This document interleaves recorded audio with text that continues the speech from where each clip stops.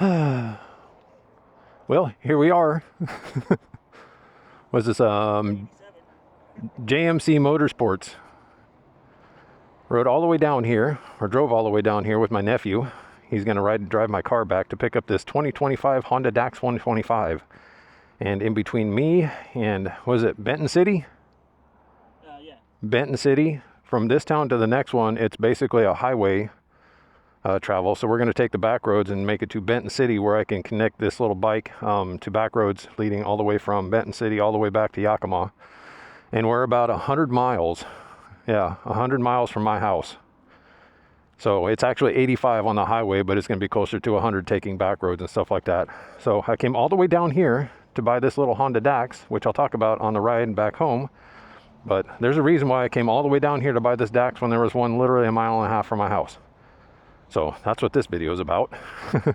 My wife was going to come with us, but unfortunately she wasn't feeling well last night, so she had to stay home. But hi, Leah. I know you're going to watch this video, and I love you. I miss you. I wish you could have come with us. But I'm going to hop on the Dax. I got some GPS coordinates plugged into my phone, which I don't normally do this sort of thing. I don't normally have phones on my handlebars, but this has to help me. I need this to get back to my house, because I've rarely ever been down here in this part of town. Been to Pasco several times for doctor's appointments and concerts and things, but as far as riding a mini bike back to Yakima, this is going to be my very first time. So this is going to be quite the experience.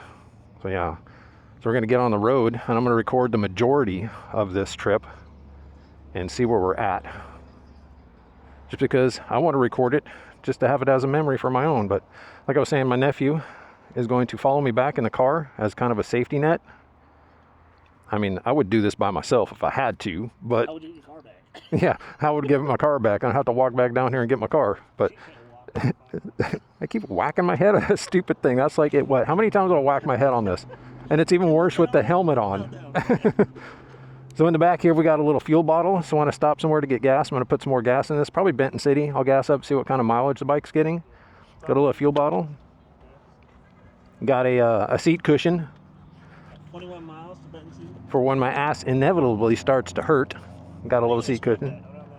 Huh? Are you going to strap that around that seat? It's got straps on it. No, I mean, like, I'm going to strap it around this seat. Oh, the seat lifts up. Yeah. Oh, let me show you, in case anybody doesn't know that's watching this, because he didn't know. You got to take the little key, stick it in there, go like that, and the seat pops up. That's what that's for. I thought it was to open the compartment. That's what I thought too, but yeah, that's where the gas tank is, and that's, I don't know. Probably the battery. Airbox maybe. Battery's up there. So anyways, that's how you get that open. So I'll be able to strap that, be able to strap that seat cushion on here when I need to, when my butt gets tired. Oh, and then in here we got a little compressor, just in case I run over a nail somewhere, and a patch kit. Because I don't have the best of luck when it comes to not getting flat tires on the back of motorcycles. Well, I'm going to take off a little bit after you pop a tire. You're going to leave me? Sit there, and then I'll come back 20 minutes later. Fine. But yeah, I got a few supplies back here just in case of just in cases. And yeah, so we're going to hit the road. He's going to follow me. And make sure everything's zipped up and not losing anything. So let's fire up the bike and get moseying before traffic gets too busy. Because it's a Saturday. Pasco. Yeah, what is it? It's Saturday, May 2nd. And I want to get on the road and kind of get out of town before traffic gets too heavy. You're not cool, no matter how loud your music is. All right, so let's hit the road. Try not to kick my camera again. 2025 Honda Dax. Break-in ride is approximately 100 miles home. All right, let's do this. Well, at least I'm very familiar with this transmission now, after having owned my Trail 125. Gosh, this seat is slick. I almost kind of want to wash it off with something. It's a little bit slippery. I'll wait for my nephew to get backed out. I want to make sure he can follow me and I don't lose him somewhere, because he doesn't know the exact route that I'm going to be driving. So he's going to have to keep up with me. Not that that won't be hard on a Dax, but not knowing how traffic's going to be, we're going to have to do this. Get out to where I can see here, make sure traffic's clear.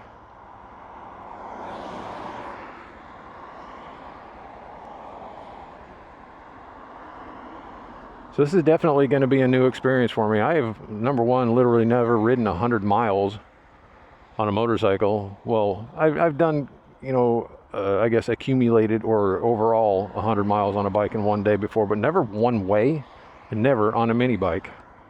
We should get these stupid cars out of the way. But that van's got some rust. Come on, now's our chance. Okay, here we go. Get ahead of this traffic over here.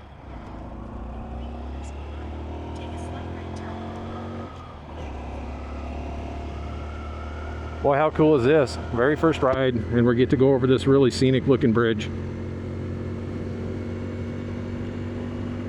This is the Columbia River in Pasco, Washington. What's the speed limit on this? 40? How cool.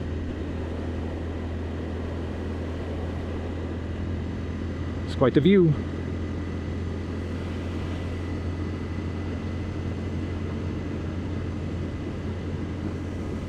Nope, didn't even adjust my mirrors. I don't know what I'm looking at back there.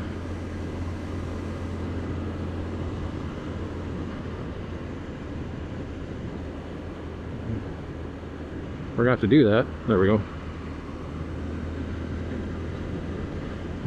Lord, thank you for everything that you've done. Give you all the opportunities you give. Thank you for everything. Just bless this bike, bless this ride. Let me make good decisions. Be vigilant and bring us home safe and sound and in one piece. Oh God, Jesus, we love you. Amen. Oh, parallel lines. All right.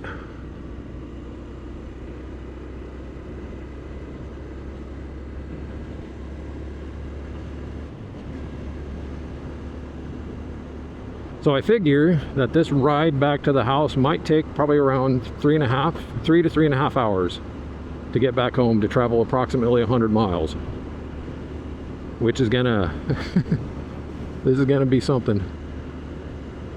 But I was saying that I've never really ridden a motorcycle a very long distance before, so this is kind of going to be a new experience for me and a new experience for a brand new bike. We've got 1 mile on it now. 1 whole mile. Yes, I wanted to record this whole thing. I'm going to record as much as possible because I want to have like a long form video for myself, and then I want to have like a shorter one which I could show you guys, which you're watching right now. And since my wife couldn't come along, I really wanted to record this whole thing so that she could watch it, because she really wanted to be here today but wasn't feeling well last night. So I wish she could be here though.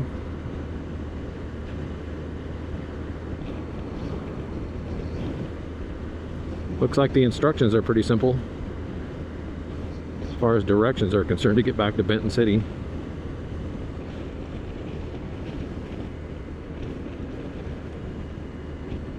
Ever since I bought my scooter and I took it home for the first time, it's like I keep looking down. Every time I buy a Honda, I got to look down at the handlebars and make sure they're straight. Okay, I got to make it right at the light. Fruitland.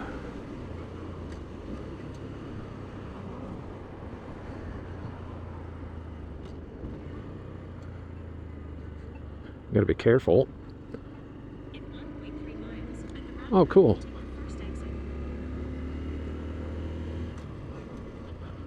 Brand new tires. Gotta watch what I run over. I don't want to run over any paint on the road with brand new tires. I don't want to lug the engine and miss a shift just like I did there.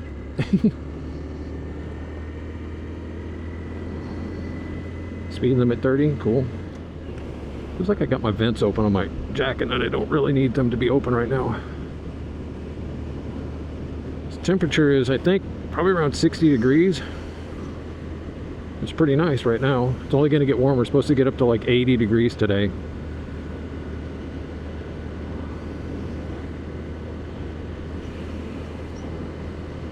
I don't know how somebody got between me and my nephew back there.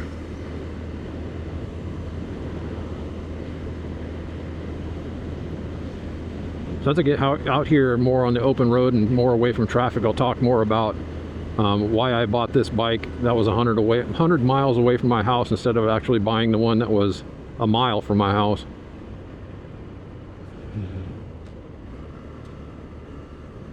I think I'm kind of wearing the wrong boots for this. I should have worn my other boots that were a little bit slimmer profile. Oh well.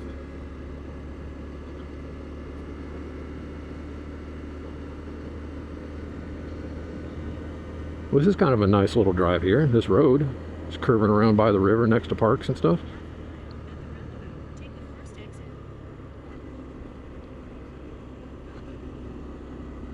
Got to be chill with these tires, brand new tires on a brand new bike. But one of the things that I'm hoping for is that this seat is not god awful and I end up with a sore ass after about 10 miles. I'd really like to be able to get the bike all the way back to the house without having to use that seat pad. It'd be cool.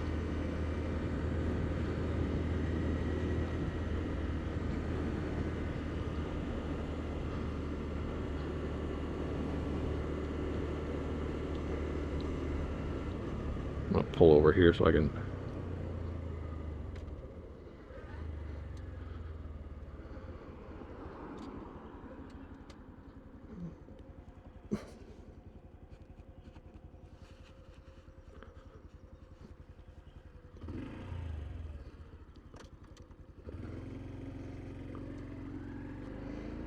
Had to pull over there and zip up my vent. A little bit too chilly. So I came down here over prepared. I figured that it'd be a little bit colder, or at least colder between here and here in Yakima, because there's a lot of farmland out there, and I figured that the temperature wouldn't be quite as warm. So I brought a hoodie with me to wear underneath this jacket, but by the time we got out of the dealership, what time is it? I don't know what time it is. I can't read that down there. 9 something, 9:30. I'm just gonna say it's 9:30. But anyways, we got down to the dealership, and by the time we got out of there and signed all the paperwork and stuff, it's 60 degrees, so it's not terrible. It's actually pretty nice out right now. Just a little bit too breezy to have the vents on the jacket open, so.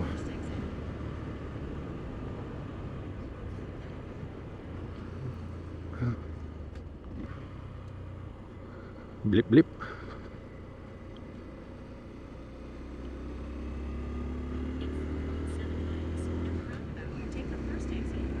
Okay, looks like we got a long stretch of road here. 4.6 miles of a long road. It's a little bit breezy getting up to speed, so I think we're doing all right. Got my pants creeping up my legs. Should have worn my other pants. Odd. It doesn't matter how much I prepare to go do something, I'm always missing something or change my mind when I start doing the thing. Like I should have done something different, different boots, different jacket, different whatever. Did I even start hitting record?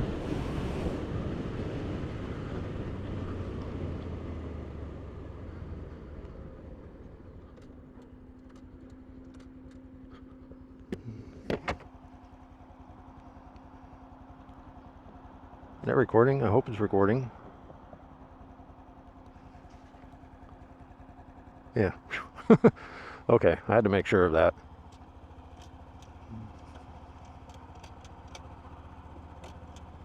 Okay, had to be sure. I got to looking down there for a minute and I swear I forgot to hit record. Thank God I did.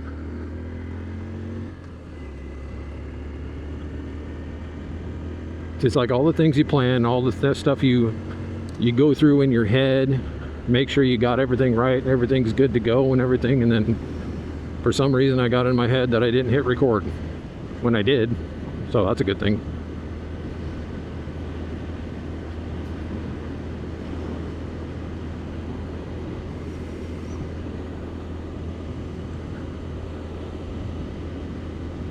Yep.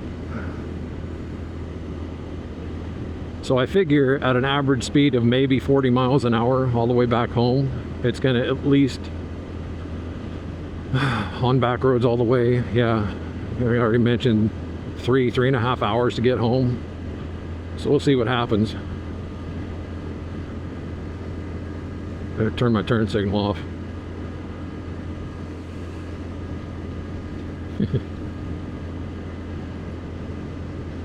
Got really nice people down there at the dealership. I've been talking back and forth with Jerry on the phone and through texting and phone calls and stuff with him over this last week, arranging the purchase of this little bike. He's been really big help, you know, working through everything, getting everything all squared up and lined up. And it was really cool because when I was looking at these little Honda Daxes, like I said, there was one at a dealership really near me, but there's other Daxes that were advertised on the other side of the state for $29.99, and that's not what they were selling them down there at this place where I bought it from, but they price matched it. So I got this little bike for $29.99 plus, you know, tax, tag, license fees, and all the other add-ons and stuff like that. So it really gave me a good deal on this bike. And I apologize ahead of time if you catch me coughing and sniffling and stuff. It's allergy season here in Washington State, and this year's been really bad with them. But we'll talk about this bike. He had two of them. They're both exactly the same color and everything, but the difference between the two bikes is that they had different tires on them. They have one with V-Rubber brand tires and the one with the IRC brand tires. And I told him that I wanted the ones with the IRC tires because the V-Rubbers that they put on the Groms and what is it, the Grom. Anyways, the V-Rubber tires are complete garbage, and this bike that it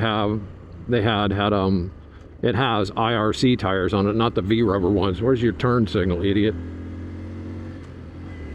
So anyways, I had told him that I wanted the one with the IRC tires and definitely not the V-Rubber tires. And I had told him that a friend of mine bought a Grom, and Pete, if you're watching this video, I'm talking about your Grom. You had bought a Grom that had V-Rubber tires on it, and he was going around a corner through an intersection, and the white paint from the crosswalk, he rode over the white paint and the back tire slipped out from underneath him on V-Rubber tires. So I don't trust them, and if I can avoid them, I do. So before we left the dealership, I brought my little compressor and I aired the tires, the front and back tires down a little bit, and then I filled them back up to, well, I aired the rear one down and I filled it up to the 29 PSI that it's supposed to be. Hooked the compressor up to the front one and it was at 26 pounds, so I aired it up to 29 where it was supposed to be. So we're good to go on tires. We just have to take it easy around corners and things because they are brand new.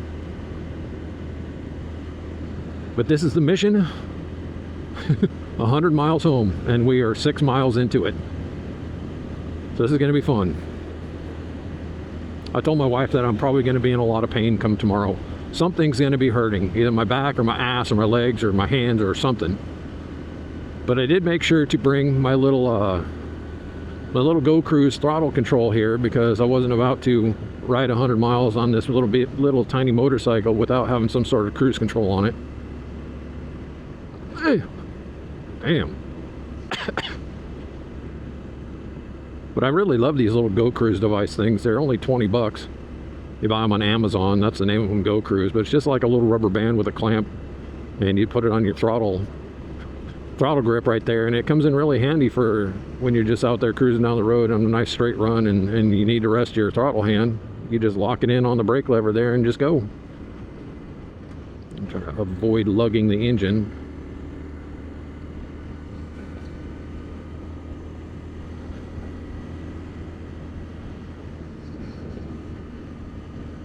I think I got another 1.3 miles before I have to make another turn. But this seat on this motorcycle is definitely stiffer than the one on the Monkey, but this has an advantage because you can scoot way back on this seat or scoot way forward wherever you want to sit on this bike. So I'll at least be able to move around a little bit as I'm riding.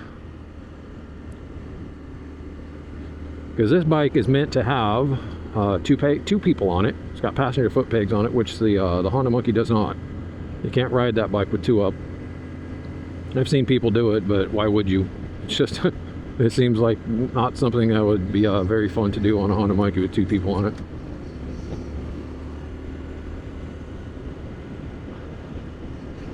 But this is exciting, man. I've been, you know, planning buying this bike all week, and I didn't really tell my wife about it. Hi, Leia. Love you. I didn't tell her about it until I was absolutely 100% sure that this was going to happen. So I told her yesterday when we were going to my doctor's appointment that this was the plan, that I'm coming down to Pasco to pick up another mini bike. And she got excited. She wanted to come along. I was excited to have her come along because I'm sure they could have had my nephew and her could have some funny conversations making fun of me in the car behind me as we ride all the way back. Yeah, I've been really excited about making this trip. First of all, it's not something I've done. Never traveled out of town or any great distance to buy a motorcycle before, and I've never really taken a trip like this on a small little bitty motorcycle before at all. Probably the longest I've ever done on a little motorcycle was just maybe up the Yakima Canyon, kind of there by my house. But from my house to Yakima Canyon, through the canyon, and then up to Ellensburg and back, that's maybe a total of about 40-ish some odd miles, because it's really not all that far away. Oh, wonder what the heck that little joggy line on my GPS is. It's just basically showing that this road goes down to one lane, so I gotta follow through.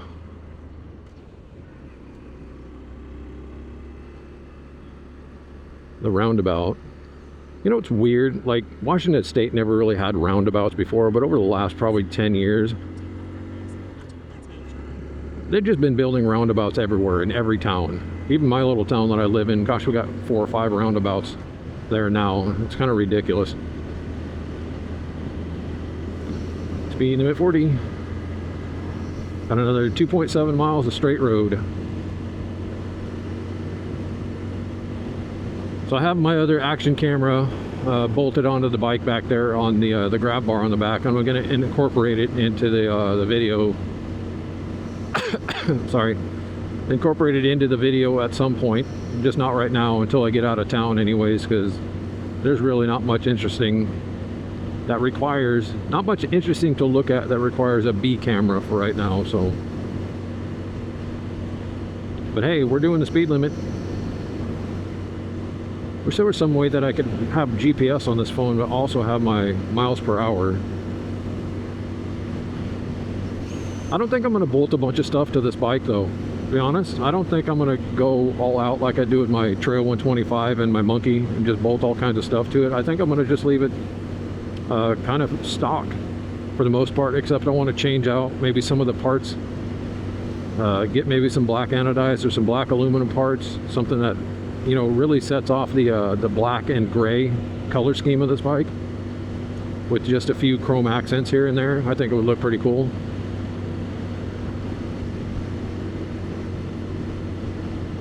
But I don't plan on adding like you know, luggage racks and a center rack and a windshield and all that stuff. I don't plan on adding any of that to this bike,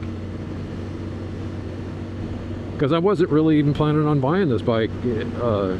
I had been looking at that one at the dealership by my house. It's been sitting in there for probably close to a year. I think the guy said that they got it early last summer, so it's been in there for quite a while.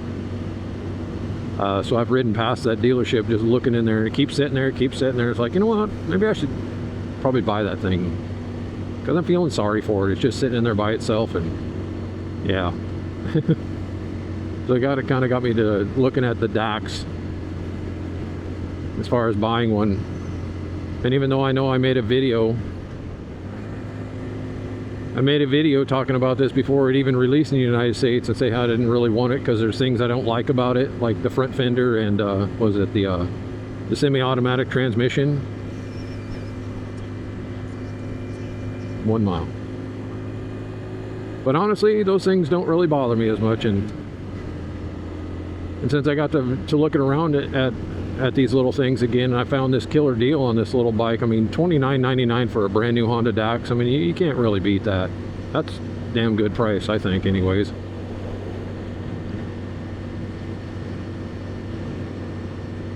But so as I was saying, I'm not going to go hog wild and bolt a bunch of funky parts to this thing, because I just don't see any need to.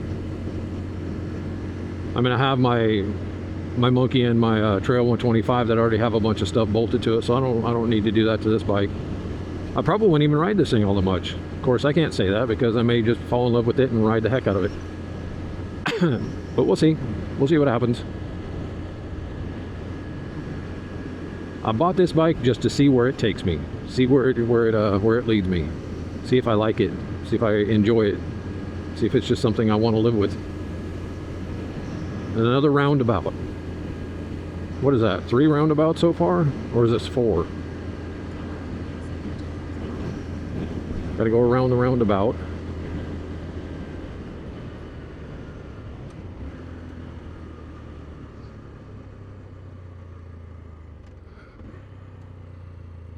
I'm in the wrong freaking... See, I hate these stupid roundabouts. It's like you can never tell which freaking lane you're supposed to be in. Oh, I hate them. I hate them. I hate them. Screw roundabouts. So you come into a roundabout and you think you're in the correct lane, but then the lines tell you that you can only do this if you're in this lane or do this if you're in that lane. It's so irritating. I guess roundabouts are okay if you've traveled through them 100 times and you know exactly which lane's supposed to do what, but I don't. Just trying to pay attention to where I'm going in this unfamiliar location and figure out how to get home. And the roundabouts don't make it any easier. Neutral, first gear, okay. Ah, there's that brand new Honda cooking smell. You guys might be familiar with what I'm talking about. Whenever you buy a brand new bike, but these little Honda 125s specifically, they have a smell to them when you start riding them and you put a few miles on them. All the stuff's cooking off them and it smells kind of nice, really. It's probably toxic as hell, but I enjoy the smell of it. Or I'd say I don't enjoy it. It's a nice familiar smell, and it's associated with memories now, so I like it. There we go.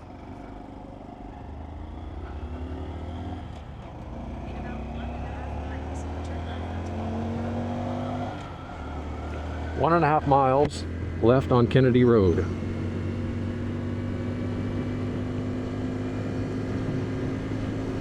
Got to keep remembering to turn my turn signal off.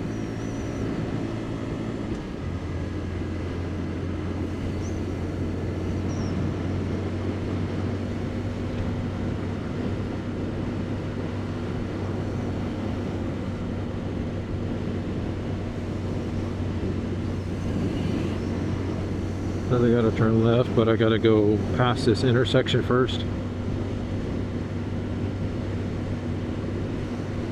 I hope the wind doesn't pick up and just like blowing straight in my face the whole damn way, because that's gonna really, really kill progress.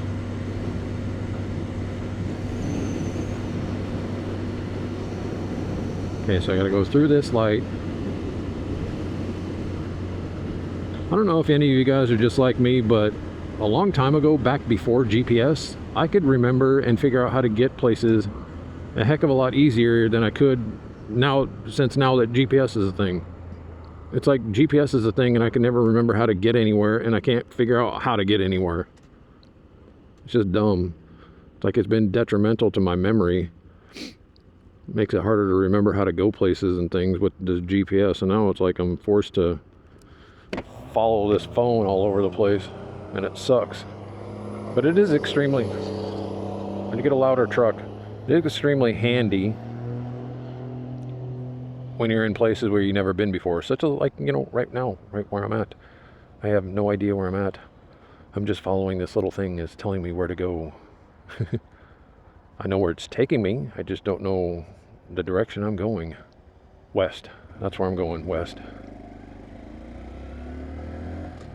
Head west, young man, and try not to die. That's the plan.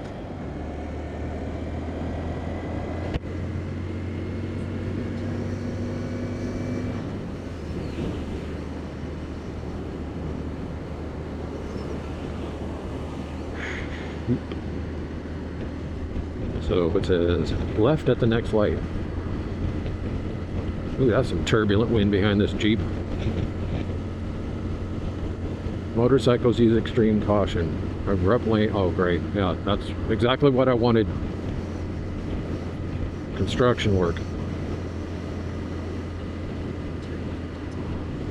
Alright, time for a left-hand turn here. Oh, yeah, they ain't kidding. That is a freaking abrupt edge.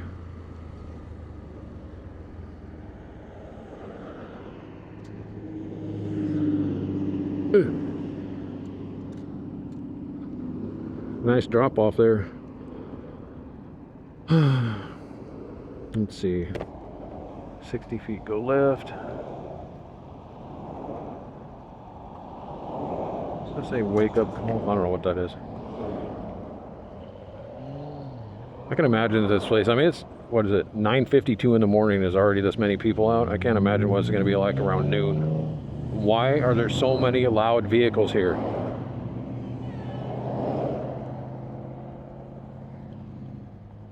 Somebody yelling at me? I don't know.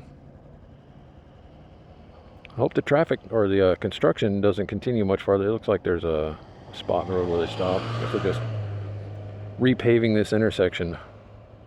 These people need to go up to Yakima and show them what, you know, maintaining your roads look like, because they don't do that in Yakima. They're just crap completely. There we go.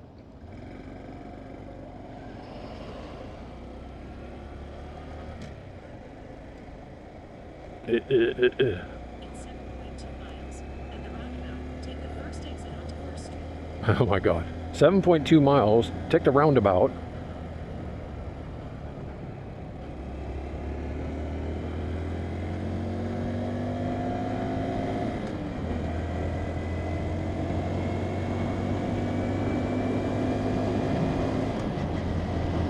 Alright, now we got a 7-mile run.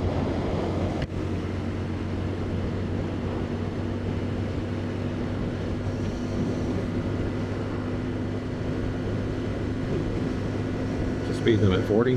Oh, I'm doing 48. Let me slow it down.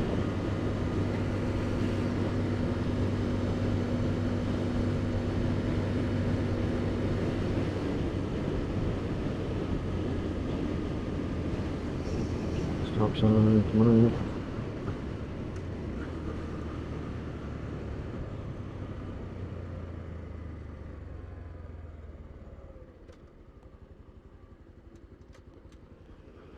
We're good, we're good.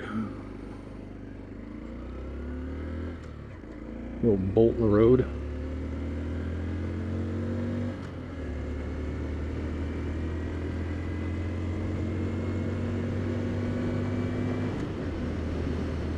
Okay, I think we're nearing the outskirts of town. There's a funny thing about the Tri-Cities in Washington. When you're heading out of town going west or north, they just end abruptly. There's like no fade out from, you know, businesses into residential. I mean, it kind of does, but it just seems like the outskirts of town here in Tri-Cities is just pretty abrupt.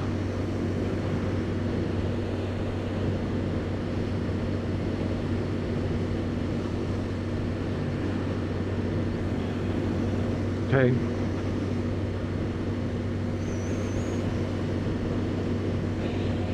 Looking good so far. So I was thinking about this bike. You know how I hardly ever, like never ever name my motorcycles, because I think it's just kind of silly, because I don't really hang on to them for very long. Even my Honda Monkey, I've never given my Monkey a name, but I was actually thinking about giving this bike a name. Just because it's like, you know, a Dax, and it's supposed to kind of look like a wiener dog, so I should probably get it with a dog's name. Look at that view. Uh-oh, speed limit 50. I don't know if we can do 50.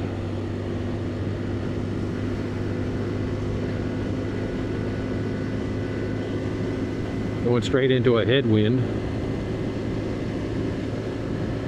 Well, there's 51, but we're probably only actually doing like 48.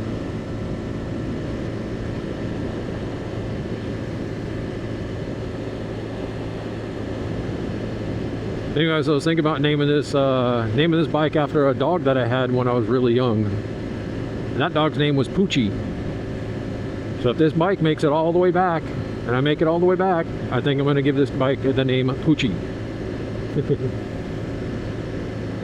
Even though Poochie wasn't a wiener dog, she was a German Shepherd Collie mix. Very smart dog.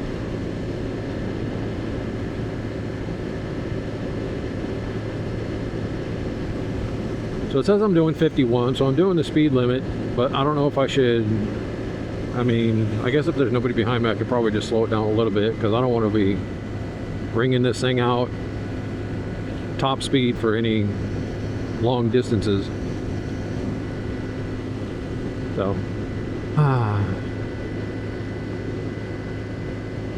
so what I'm hoping is that this battery on this thing makes it from one town to the next, to the next, to the next. I brought plenty of batteries. I have 5 batteries total, and each camera has 128 gigabytes in it. So I'm hoping that I have enough memory and battery to make it back home. There's nobody behind us, so.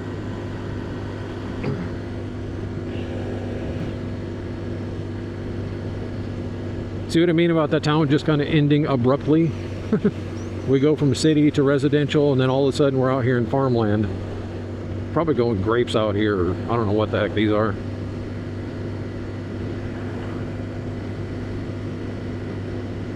When me and my nephew, quite a while ago, we took his Indian Scout down to the dealership down here to have its first service done.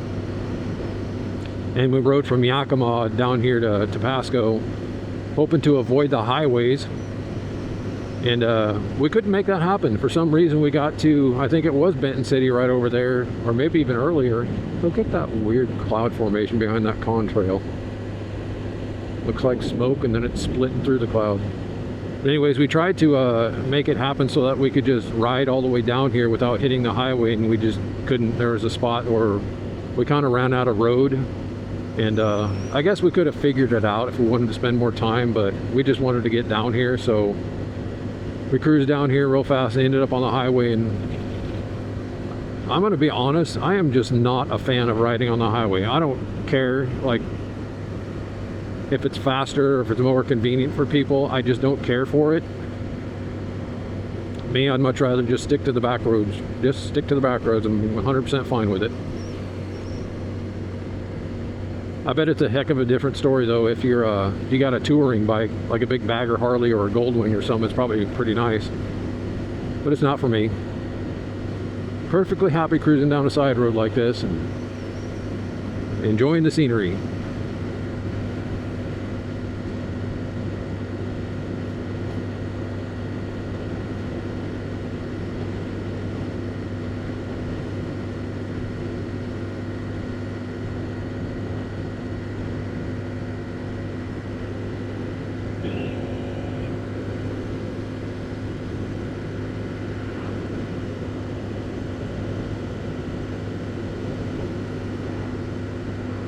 That was actually quite a bit easier getting out of town to this frontage road than I thought it would be.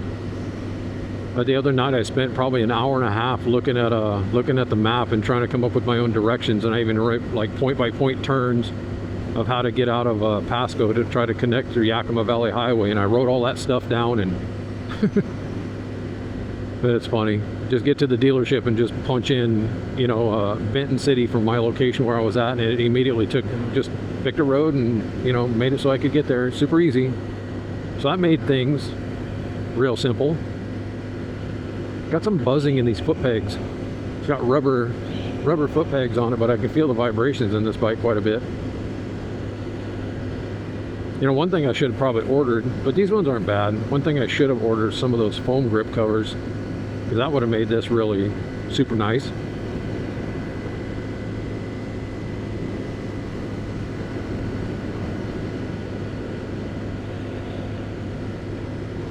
Like, this is kind of a challenge for me. I don't know if, number one, I mean, I know it's like a lot of you guys would scoff at this sort of thing, but doing something like this for me is something I've never done before, and being, you know, 52 years old, you know, starting out doing something that in my mind is something that I'm kind of uncomfortable with. It's just that I'm pushing myself to do this, and I know like a lot of you guys are just gonna say, oh, you rode 100 miles on a bike, whoop-de-doo. But to me, this is like something I've never done before, and let alone to do it on a mini bike, on a brand new mini bike that I literally just bought riding it back 100 miles to my house, I don't know if, like, physically how my body's gonna hold up. You know, I can do it in a car, no problem, but on a motorcycle, let's just see what happens. Just gotta see what happens. My ass is probably gonna be sore, but I'm just gonna have to wiggle around a little bit and kind of mix it up. It's different seating positions and things, and kind of see where I'm at. Let's see if I wake up tomorrow and feel like I've been folded like a taco, or if I feel just fine. If I have cramps or, you know, soreness or stiffness or a stiff back or whatever it may be, let's just see what happens. So this is just a personal challenge for me, see where this goes and how my body reacts to it, because I've always dreamt about or thought about doing an iron butt challenge, but I have no idea if I can even ride that far. I'm not a long distance rider, so this is where I'm at. This is what I'm going to do, and just kind of, this could be a trial run on probably one of the most uncomfortable bikes that I could be doing it on, but let's see what happens, right? Stop sign.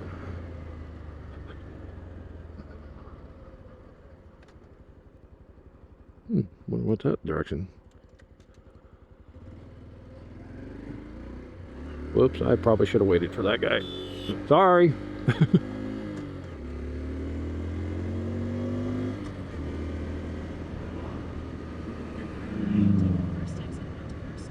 I need to turn in this gas station. I did not realize that guy didn't have a stop sign. That was my bad. Totally on me.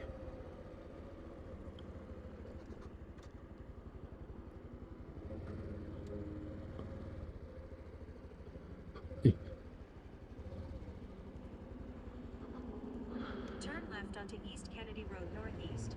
Then at the roundabout, take the first exit. It's still trying to take me to where I'm already at. All right, I'm gonna fuel up the gas tank and see what kind of mileage we're getting. I'll be right back.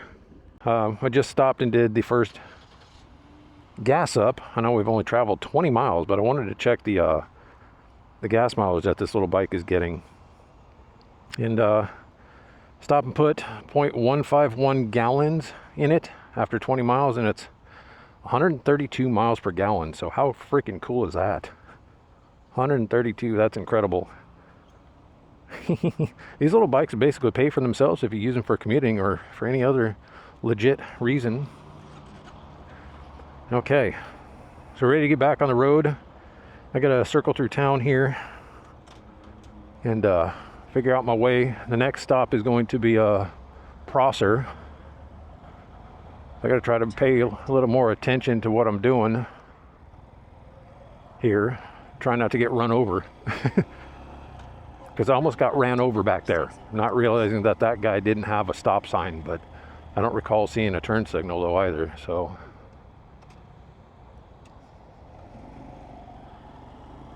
we're gonna head up through town here. This is Benton City. So go through Benton City here, a couple side streets, another beautiful river crossing here. I'm gonna hit record. Hello.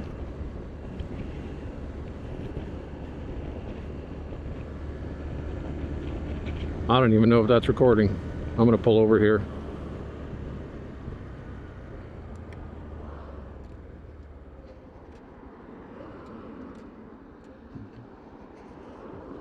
This is frustrating.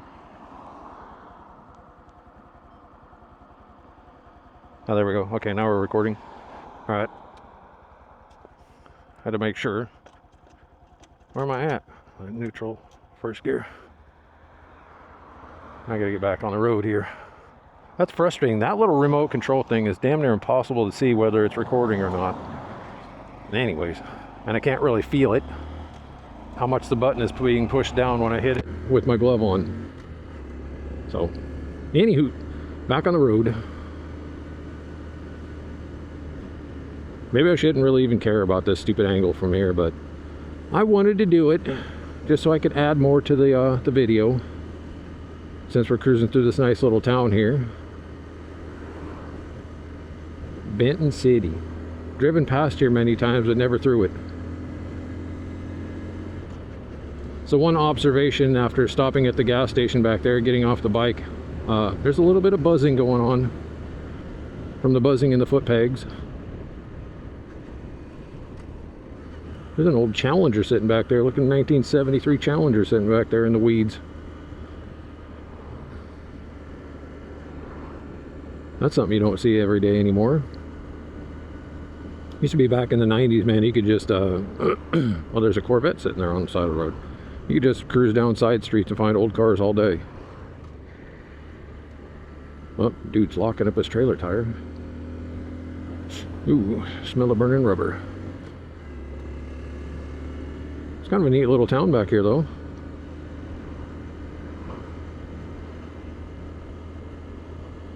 So far, so good.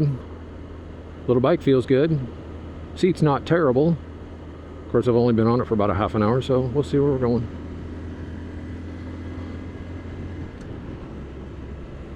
Somebody likes Volkswagens.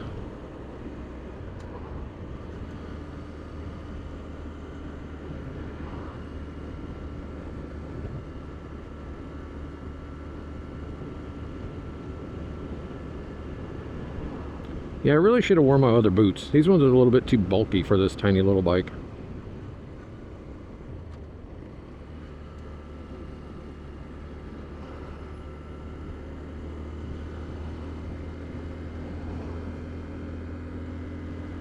Just speed limit 25. I'm really getting thrown off by having to watch this GPS, by having to turn my head down so far to be able to watch the GPS on this thing. It's really kind of, it's distracting.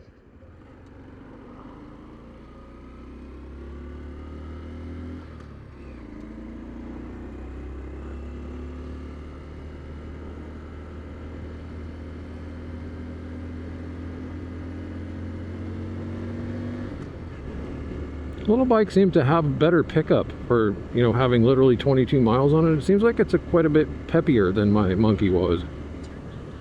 Yeah, I'm gonna die. I'm absolutely gonna die on this trip.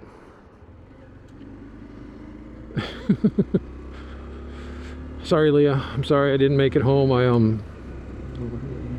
did an idiotic thing, bought a tiny little bike and tried to ride it 100 miles and I ended up dying. Please, Lord, watch over and protect me.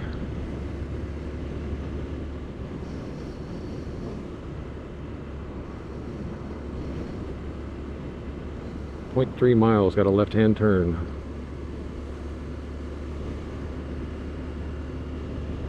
Brand new apartments going up.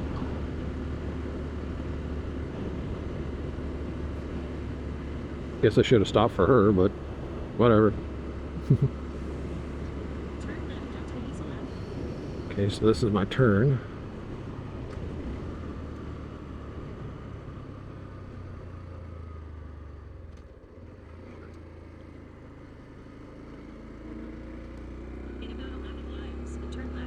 Now 11 miles.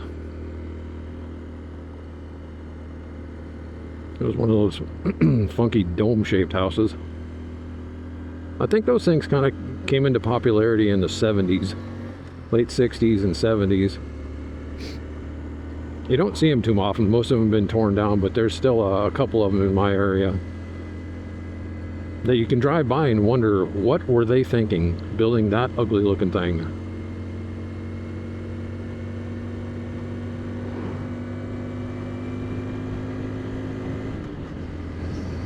Speed limit 35 on this road. Perfect. Sounds good to me.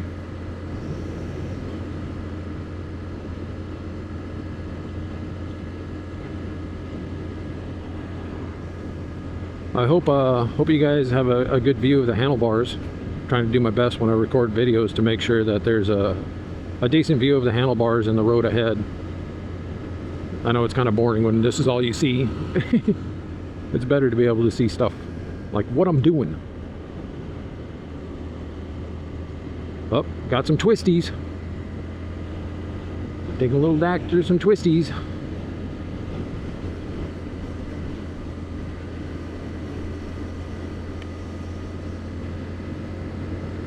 Already had to clean a bug off the lens of this thing. I hope it wasn't too big on my video. But I'm definitely gonna have to stop. Make sure that I check my my camera lenses every time I stop, because this is bug season out here. in wine country. Now the speed limit's 50. So there's many times I've been driving down the highway looking over here at this river, wondering how the heck you get onto this road to be able to cruise on this side of the river, because this side of the river is much more scenic than that side of the river is. Make sure my camera's still good. I told my nephew back there, like, if he sees my camera plop off on my bike and start go tumbling, he needs to like honk at me and flash me with his lights so he can go pick it up. I'm just praying that this little clamp is going to do its job. But you can't fully trust those little clamps to hold your camera on there. Sometimes they loosen up, and I've had a couple of times where I was recording stuff and I caught it before the camera actually fell off of the mount. But they loosen up. Try to avoid the slippery roadkill.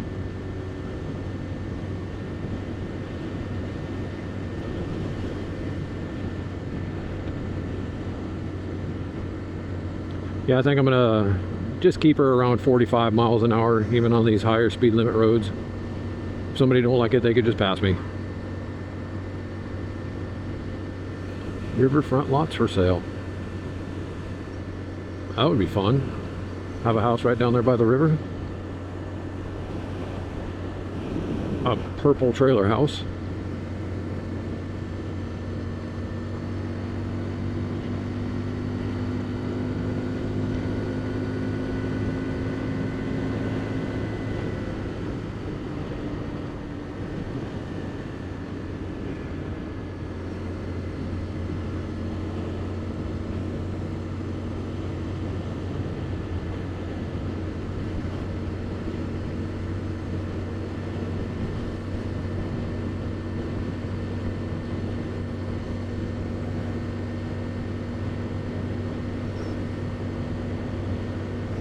Okay, we got 8.8 miles to go until something interesting happens, so screw it, I'll just leave the camera going.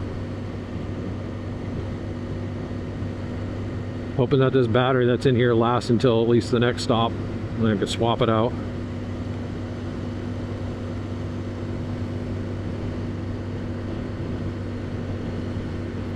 Yeah. You know, it's funny to think that like the first real road trip I take on one of my mini bikes happens to be one that I literally just bought the same day. But how cool is this gray color on this bike though? I haven't really looked at it too close. Even when I was at the dealership picking the bike up, I just kind of glanced at the bike, looked at it, said, yeah, that's the one I want. I haven't really like looked at this bike too close and look at all the details and how the paint finish is and the stickers and everything. And I'm looking forward to getting it home and just checking it out and spending some time with it.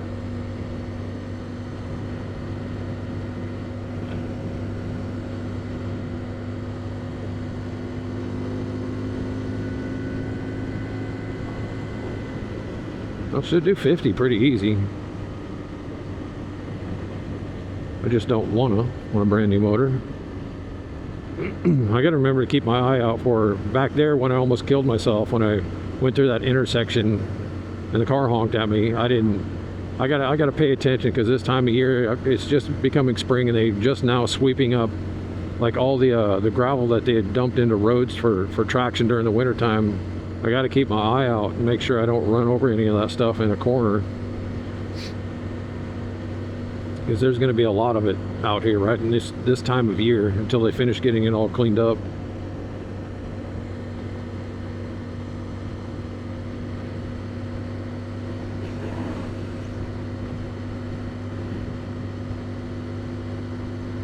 Some really pretty countryside out here though, and of course the wind is blowing directly at me, so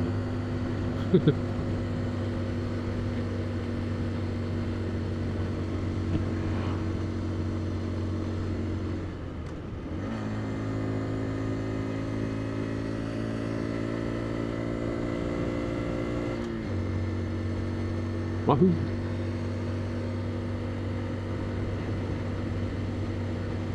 So this is the part of the road that you can see from the highway that looks just absolutely gorgeous with all these rock formations on my right over here. How cool is that? Got all these birds flying around up there, and probably a bunch of mud daubers living in there, and gophers and chipmunks and all kinds of other cool stuff. And then on this side of the road, it's pretty as well. Got the river down there, tiny little cliff edges, and pretty cool stuff.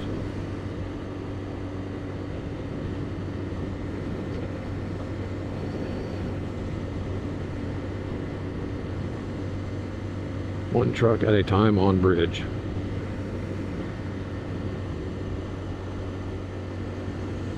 Hey!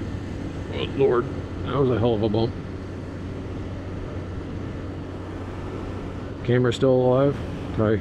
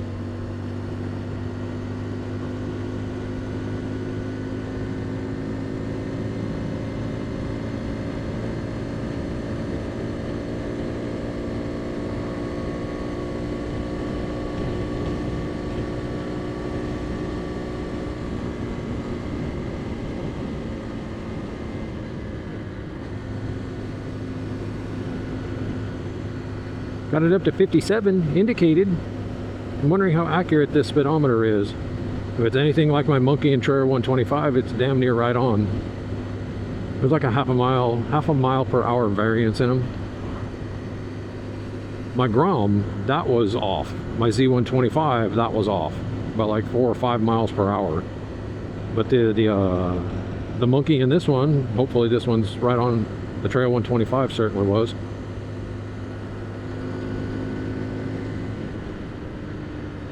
District Line Road. That looks like another cool road over there you can to ride on. Wonder where that one goes.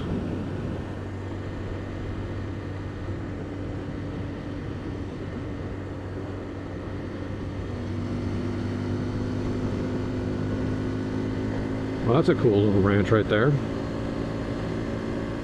Pretty house.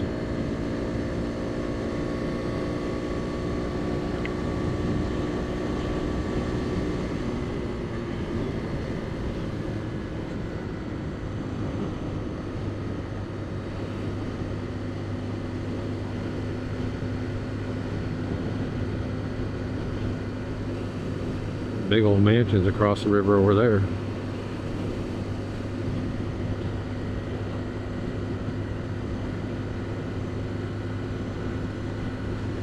Well, I hope all my camera settings are still good. I didn't really check to make sure my camera settings are right. I think I put it back on super wide. I recorded a video when it was also in regular wide mode and I didn't really like it. I like to be able to see the things going past.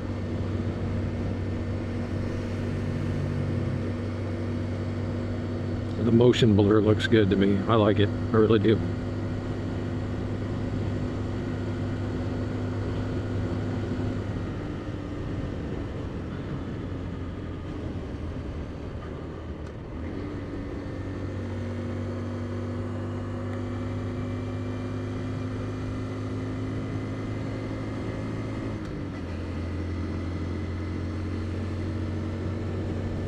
We got 8.4 miles to go to Prosser. Little dead little mouse in the road.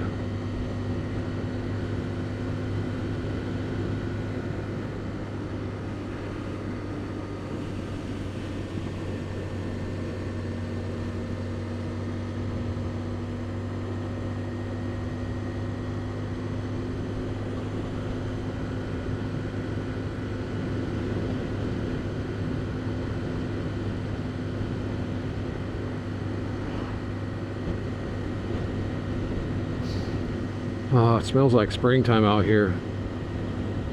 There's certain times when I'll be out here, like driving in a car or riding a motorcycle out here in the lower valley. I catch a whiff of something. I can't really even describe it, but it's something that I used to smell all the time when I was a kid. Because my father grew up in a town called Wapato, it's, I don't know, just a few miles south of where I live. And that town always had a certain smell to it, and it wasn't stink smell. It wasn't, you know, it didn't smell like hops, and it didn't smell like something. It's just got this weird central Washington smell to it. And I can smell that right now. It's like I was talking about earlier, you know, the smell of a brand new 125cc Honda motor braking in has that nice smell. I enjoy it because it's, you know, tied to memories and things. And that smell of central Washington is also one of those things. It's like I smell it and I just reminded me of being a kid when I was really young and hanging out at my grandma's house with my father.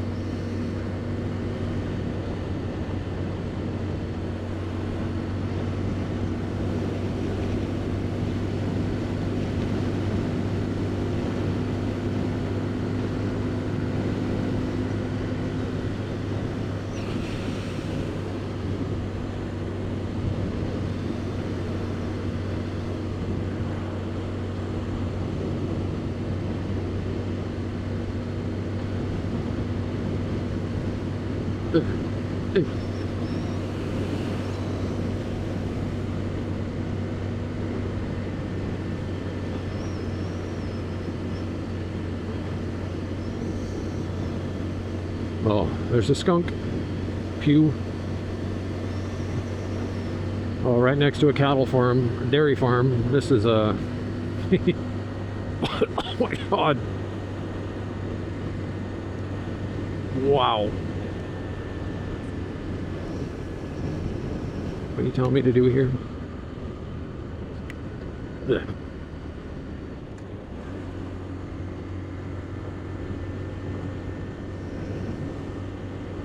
I think this is one of those roads that I was looking at, trying to figure out how to connect this from when I was writing my turn-by-turn instructions to myself. This was one of the roads I was kind of figuring out which one connected to what.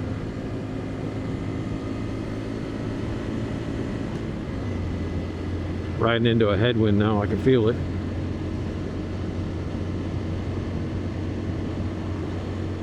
Or maybe I'm not. Huh?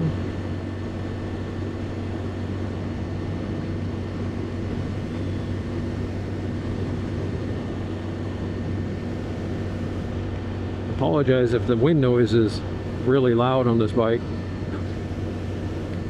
through my helmet, because I imagine it probably is. Half a mile, take a left.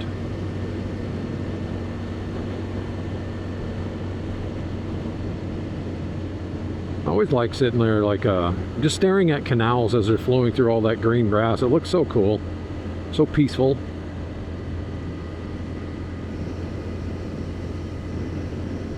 5.5 miles to Prosser.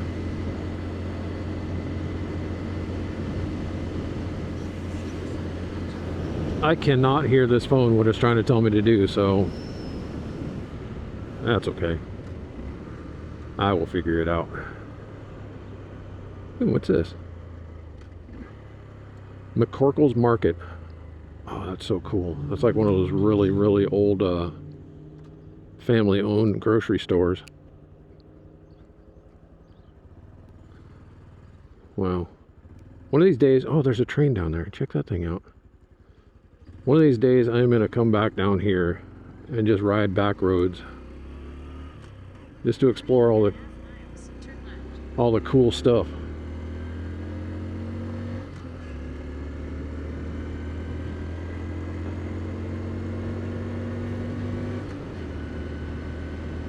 Yeah, there's a lot of farming communities around here that have little tiny, just little bitty grocery stores like that have been owned by the same people for, you know, decades and decades.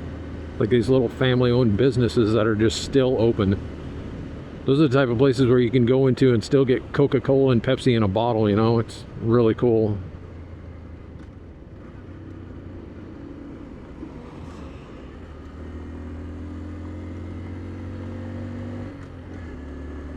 But I was talking about modifying this bike, and I don't want to do all that much to it. The one thing I'm definitely going to do, though, is I'm going to put a gauge on here that actually has a gear indicator.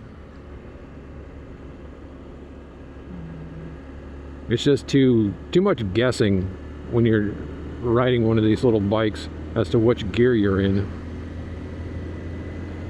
Yeah, I know, you can just listen to the RPMs and stuff, and they'll tell you what gear you're in, but I like having a gear indicator.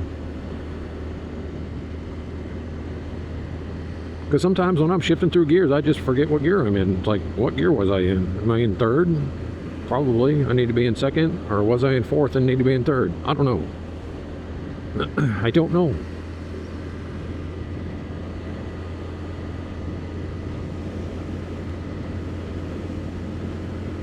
$35 miles.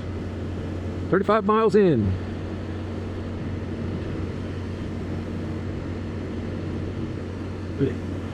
Anybody behind us? I don't think so.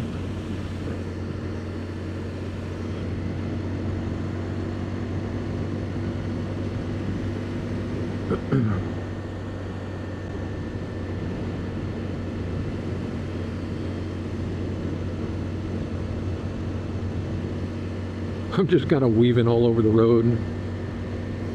I'm either in the right tire track or the left tire track or in the middle, or what do I care? I'm on a mini bike. I got the whole lane to play with.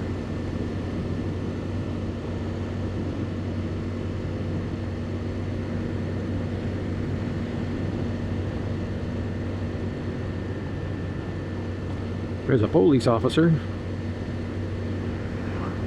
Oh, and he waved at me. How cool is that?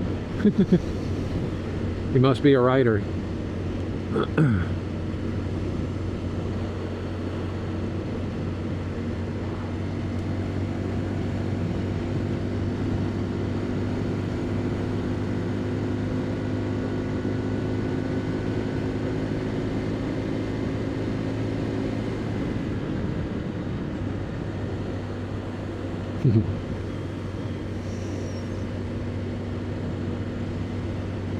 Now see, I usually, when I get a brand new bike, I do try to take it easy and avoid highways and things like that for the first 600 miles. But with this bike, there's really not much I can do to avoid the long stretches that are, you know, at same RPMs and things. So I'm trying to vary, at least up and down a little bit, my RPMs on this bike. Even though, you know, I'm doing 45 miles an hour on these, you know, 8 or 9 mile stretches. Whoop-de-doo, it's not going to hurt anything, but I'm going to try to be nice to this engine because I want it to last a long time. Now, by a long time, I mean, you know, several years, even though I didn't put very many miles on my motorcycles because I'm a weekend rider and I have several of them that I have to divide up my mileage between. But the bike feels like super solid. I'm going to try to avoid, this is just mainly me riding this bike back to the house, so I'm going to try to avoid touching on too many thoughts about this bike because I want to save it for a first ride video. So I don't really want to talk about the suspension or the braking or the handling or the seating or the, you know, the seat itself or the position or any of that stuff, the cornering and the tires. I'm going to just avoid talking about all that stuff because I'm going to wait and do that on a first ride video. Half a mile, take a left. I just wanted this one, and if you guys are here watching this video, I really do appreciate it. Thanks for tagging along.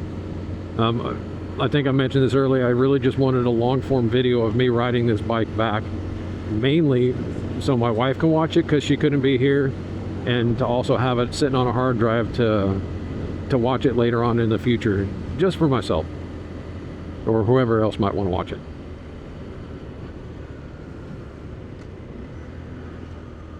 Look, and see, when I was talking about these little tiny grocery stores, there's another one right there. Tiny little grocery store, Prosser Market. Still open. Now, does everybody have a stop sign this time? Yes. In about 1 mile, turn right onto 10th Street.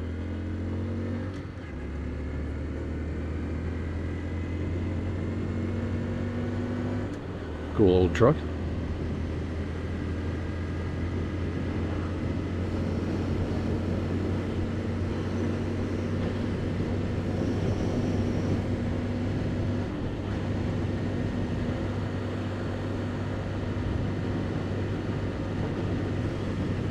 Okay, so this is taking me to Prosser, so this means, is this where that motorcycle dealership is? Because if it is, then cool. Oops.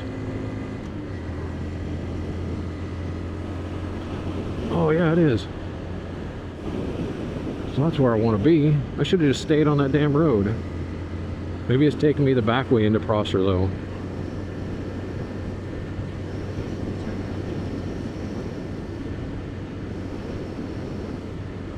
Why is it telling me to do that?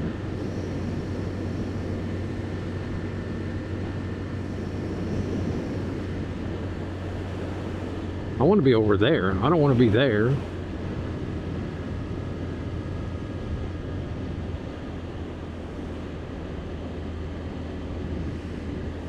Telling me to turn left when I want to be going that direction. Oh, I see what it's doing. It's got to get me over there. Or maybe, or is it?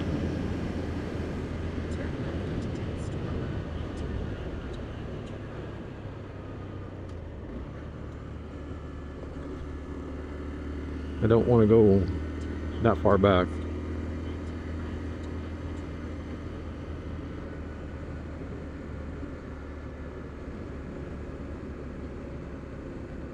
In 900 feet, turn left onto 7th Street.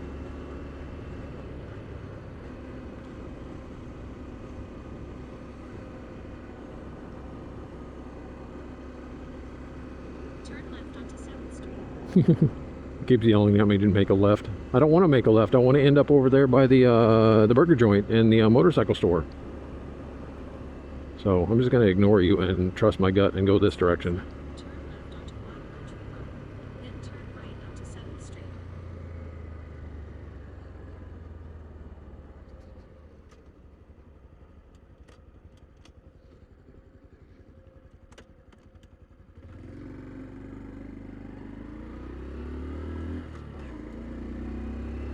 Turn right onto Riverside Road.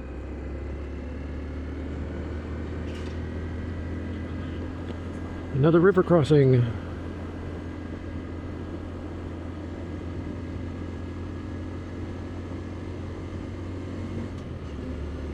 I think I know where I'm at. There's a motorcycle dealership over here, like a Yamaha dealership. I've been to it quite a few times. And all I got to do is just find the highway up here, and it's directly to the right of the highway. And I think that Love's truck stop up ahead is directly across the intersection from where the little road that you go to go to that motorcycle store. So that's where I'm going. Hey, a nice Chevelle over there. And I'm gonna have to recharge my phone because its battery's getting pretty low. I have a power bank. I think I'm gonna stick it in my pocket and just run the cord from the power bank to my phone, keep power to it. But I think it's a nice time to stop for lunch and get some lunch up here, maybe a Burger King or something.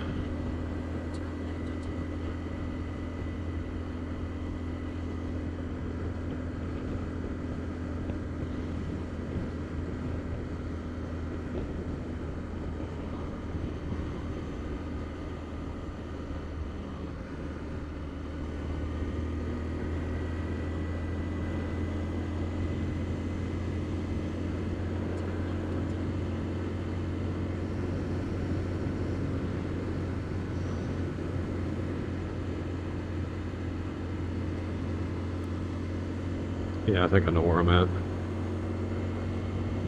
Pretty sure. Okay, just take it right at this stoplight, and that should take me right over by the motorcycle dealership. Where's my nephew at? I don't know where he's at.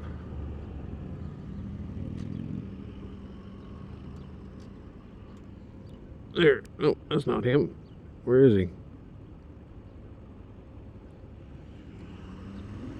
I don't know where he's at.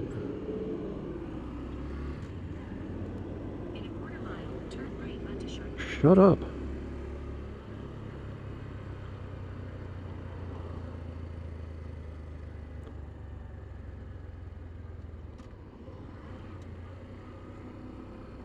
Where'd he go? I don't know where he is.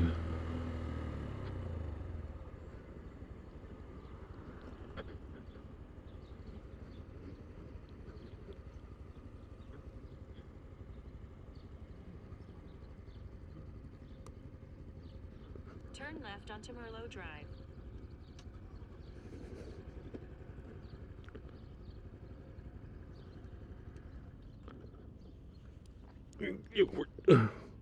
There he is. All right, I'm gonna stop here and get some lunch because I'm hungry. It's time to eat and get back on the road after we eat.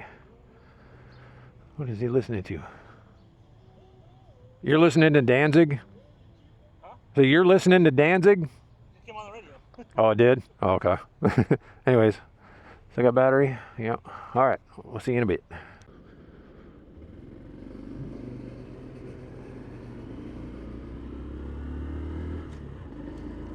All right, just stopped and got lunch at Burger King, and had some lunch, and then went over and took a look at some motorcycles over there at Desert Valley. I think it's Desert Valley Power Sports. They actually had some CF Moto motorcycles in there, and we were looking at the Papio, and I never really even thought about those bikes too much. I thought they probably just cheap Chinese junk, but we were sitting on them. What is this?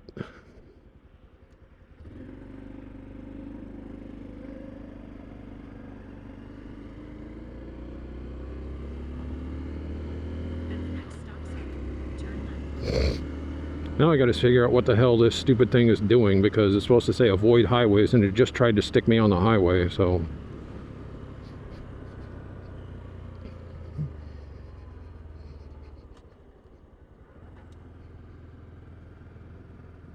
In 900 feet, turn right. No, I'm not turning right 900 feet because you're trying to stick me on the highway. Turn left onto North Gap Road. Go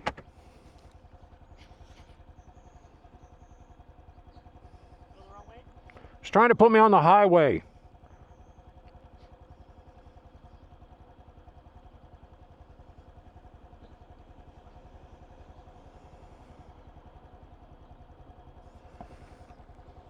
Sunnyside, 17 minutes. Avoid. Okay.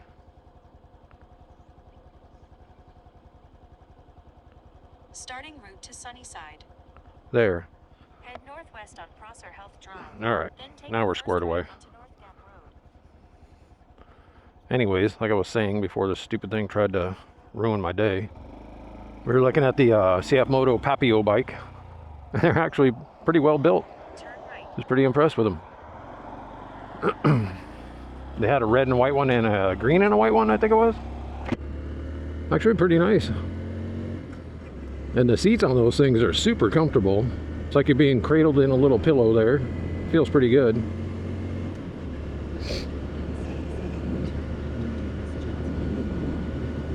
So we think I go left at the stop sign. That's what it sounds like.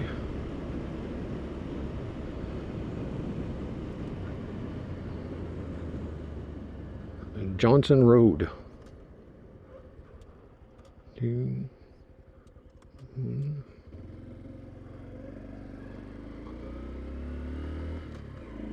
3 quarters of a mile, take a slow right turn onto Weston.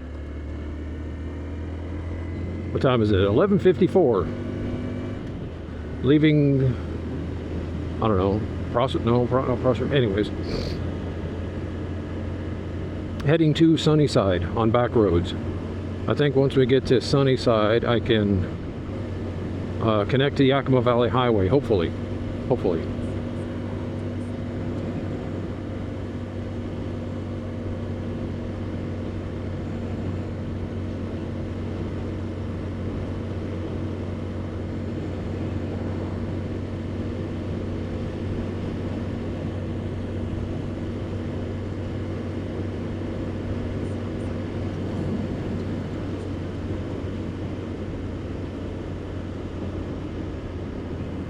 Connecting a diagonal road, crossing over the highway.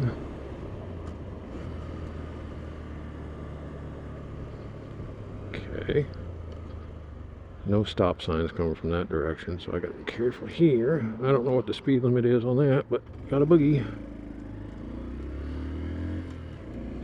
Speed limit 50. Got 4 miles of this road.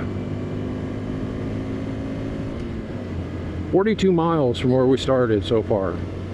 It's about halfway there, almost halfway there.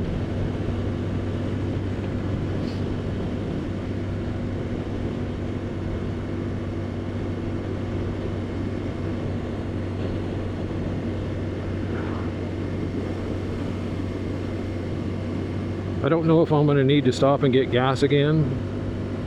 Knowing the last time I filled up, this thing getting 130 some odd miles per gallon. You know, I really wonder what it is, because I know if you look at the Grom, the Monkey, the Trail 125, and the Dax, they all get different miles per gallon, and I wonder why the heck that is. Is it just because of the difference in the size of the tires, or the type of tires, or the gearing or something? I don't know what it is. You'd think they all get the same exact miles per gallon.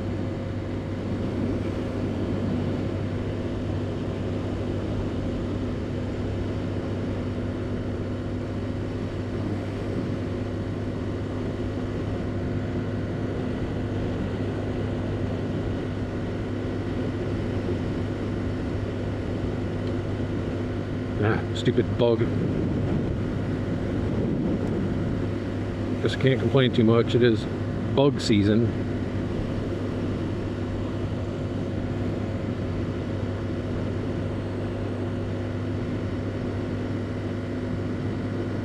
Highway auto wrecking. That's one of the really old junkyards where you used to be able to find parts for all the cool cars.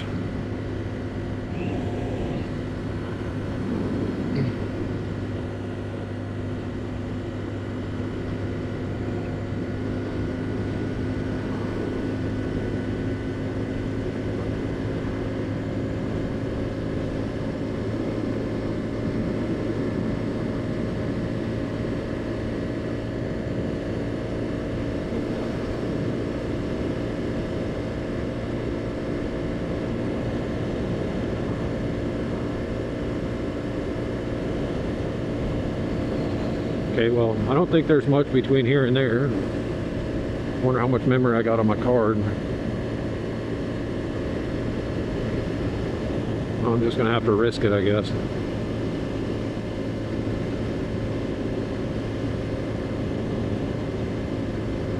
Guess I should have looked at my my camera and seen how much room I had left on my memory card.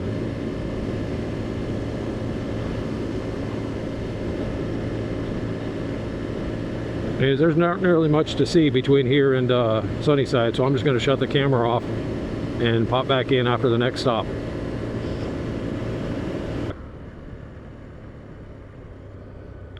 All right, pulling in here to the town of Grandview, which is funny. There's no view to speak of, nor is it grand.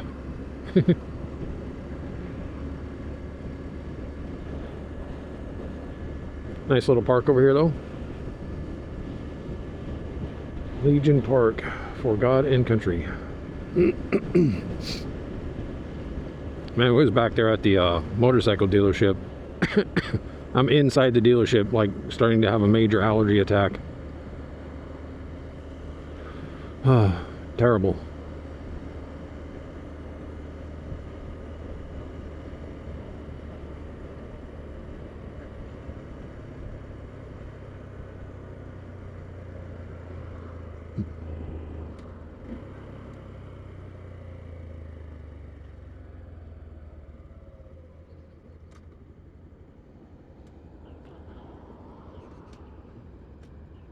Yeah, definitely need a gear indicator on this thing. Automania Collision Center. Got a little air here. That's an old motel. Tiny little rooms, but they have their own garages. Old Chevy stepside. Kind of neat. Couple of bikes there. Hey, there's a Zuma 125 scooter back there.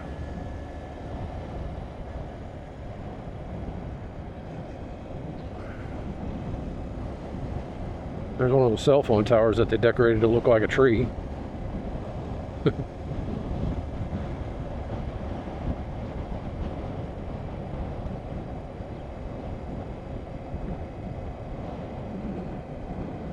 Still at 4 bars of gasoline. Almost at, we're at 47 miles so far.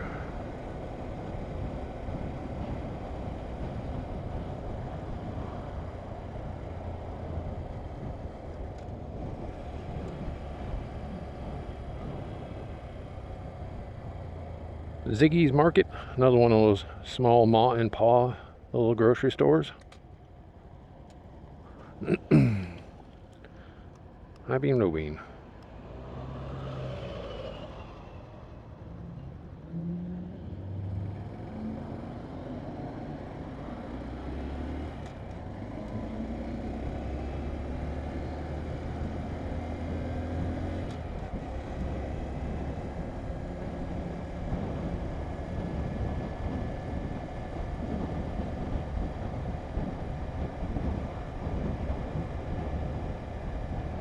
Dairy Queen. Let me back off this guy a little bit.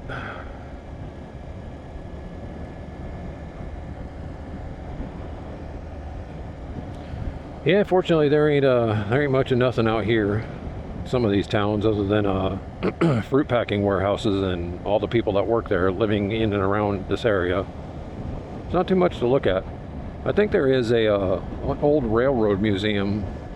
I'm pretty sure it's here in Grandview. Me and my wife and kids went there several years ago, and it was pretty cool. Had a whole lot of stuff in there from the history of railroading in the Yakima area. Some pretty cool stuff. A little burger joint back there.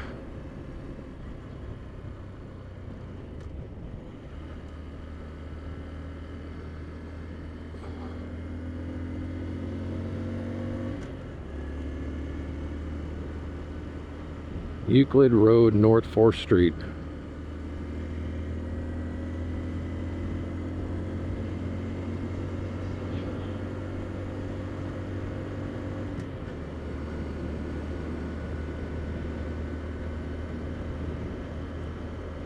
Speed limit 35, doing 37.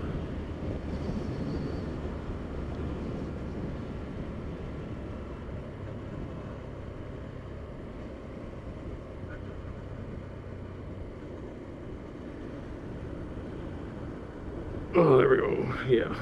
Rearrange, adjust my butt.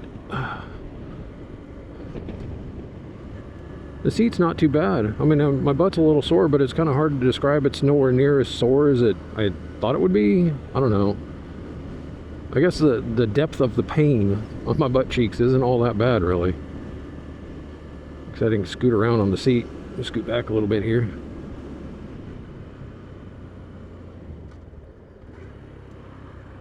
Oops. Yeah, I'm really wishing I would have wore those other boots, though. Much more suited for mini bike riding. These ones are a bit too long. Oh well. What do we want for gas over here? $5.19. Debit credit $5.09. Yeah. Ridiculous.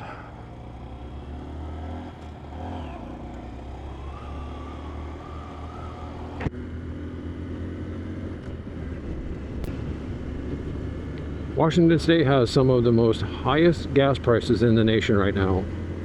I think we're only behind California and Hawaii, maybe. I don't know how much longer they think they can sustain these high prices and people are just gonna still be able to live. But, you know, it's not like they give a crap, do they?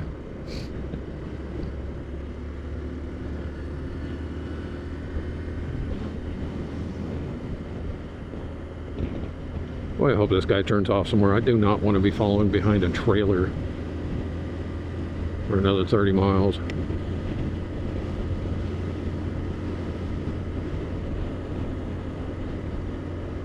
$5.09 for regular unleaded and $5.99 for diesel.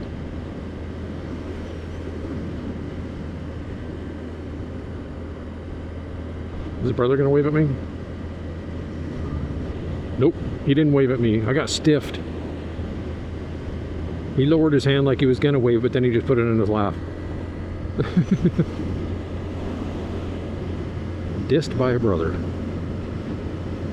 Lost 1 bar of fuel.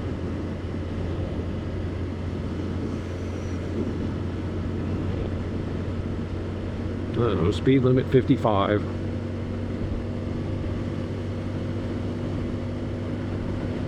What are you doing? Please don't get on the shoulder and start kicking up a bunch of garbage on me.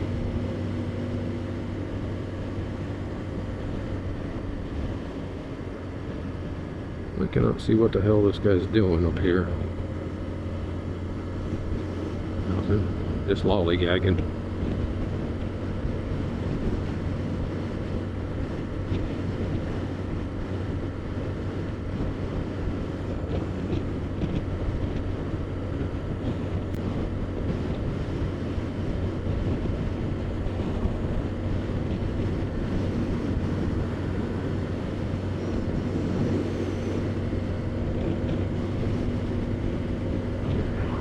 Alright, well, another long stretch of nothingness, another 4.4 miles of nothing.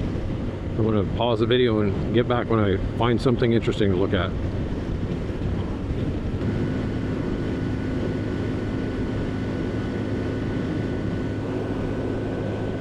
Well, the trailer guy got out from in front of me, but now I don't know if I can hold the speed limit. It's 55 on this little stretch. Probably not. Oh, it dropped down to 45. I'm good.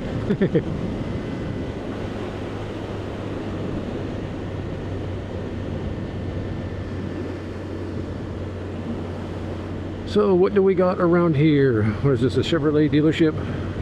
Chrysler, Dodge, Jeep, Ram, Nissan, Chevrolet. Gosh, they got about everything over there. A whole bunch of overpriced pickup trucks. $80, $90, $100,000 trucks sitting over there that nobody can afford. And a bunch of Dodge Chargers sitting out front that nobody wants.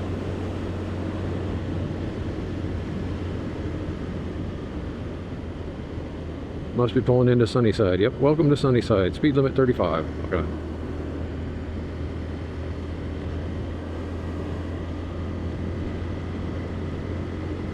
Well, I wish there was something I could tell you was gonna really cool to look at up here in Sunnyside, but as far as the few other times that I've been here myself, there's really not much to look at around here. Yeah, there's a Central Premix concrete place and a Walmart, of course. There's always a Walmart.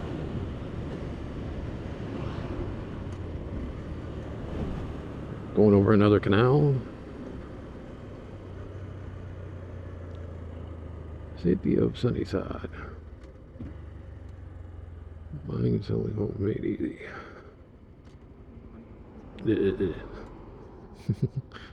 53 miles so far.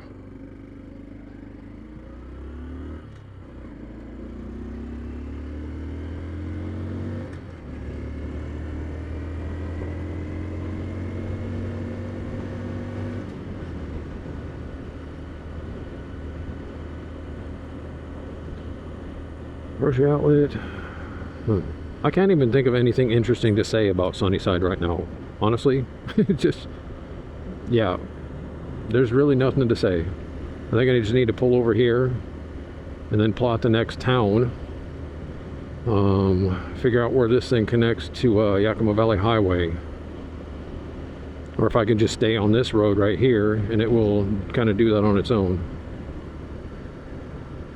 I think I'm going to pull over in this McDonald's parking lot up here and figure it out.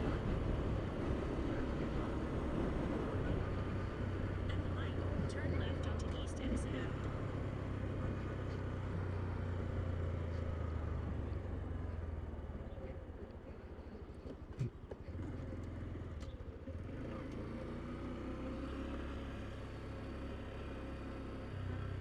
At the light, turn left onto East Edison Avenue. Turn right onto Yakima Valley Highway. Then take the first left onto East Edison Avenue. Neutral. Cancel turn signal. Shut off bike. Oh, won't be here for very long. Kick my camera. So I'm going to have to punch in the next coordinates. Let's see.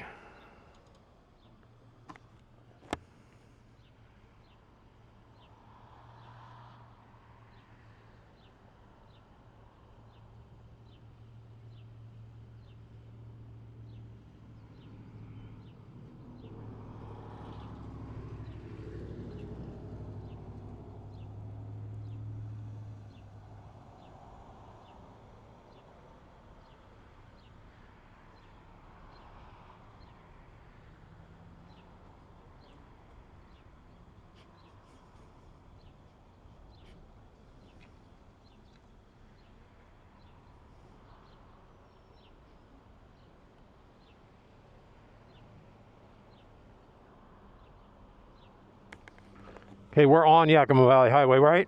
I think so.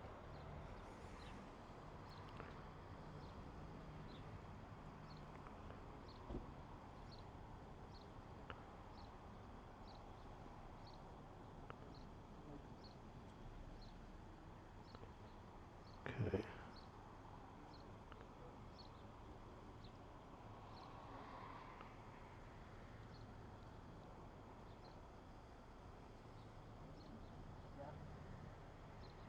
That's what mine's saying. Is Yakima Valley Highway. Hold on.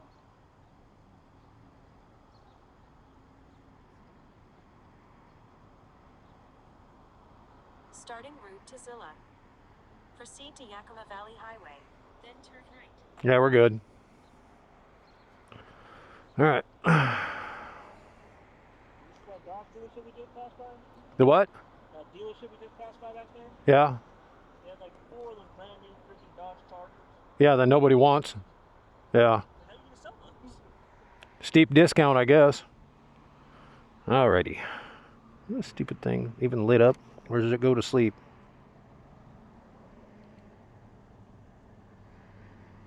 Oh, it goes to sleep, I guess.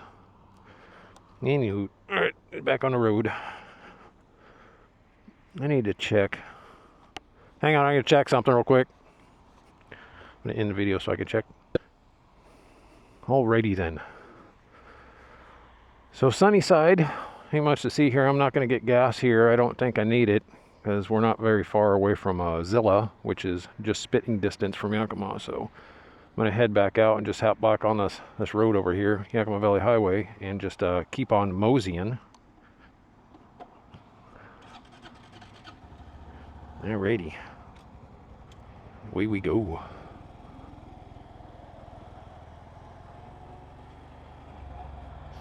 Turn right.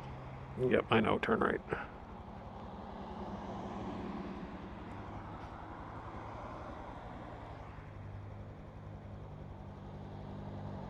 Well, how about we just keep spacing ourselves out enough to be annoying? How's that sound? Alright, here we go. A nice Mustang. In about 11 miles, keep left.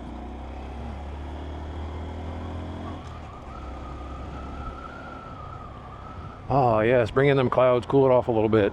Wonder what the temperature is. Probably about 80, 85 degrees or something.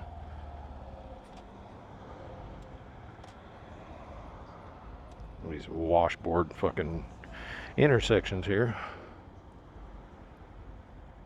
What is that? Oh, a Fiesta Foods. that grocery store over there, man, they sell some really good Mexican food. Me and my wife shop at Fiesta in Yakima all the time. All the time. Open my air vents. Hopefully get back home before it hits 90 degrees, but won't be that hot on my bike.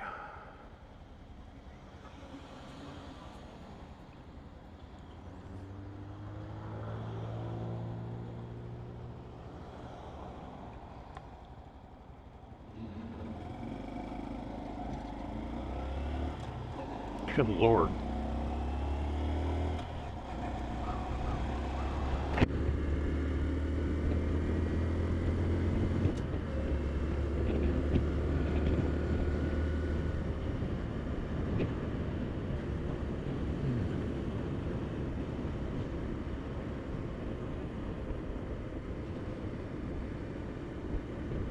Yeah, I know there's not much to look at right now. There's not much to talk about right now. Just recording.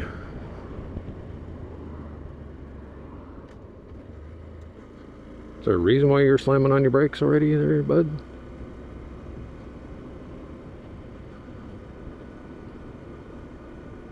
God, $5.69 for regular there.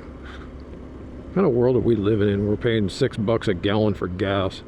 It's like that Will Smith movie, I Am Legend. Except with far fewer zombies. Or vampires. Whatever the heck those things were in that movie. Were they vampires or were they zombies? I don't know.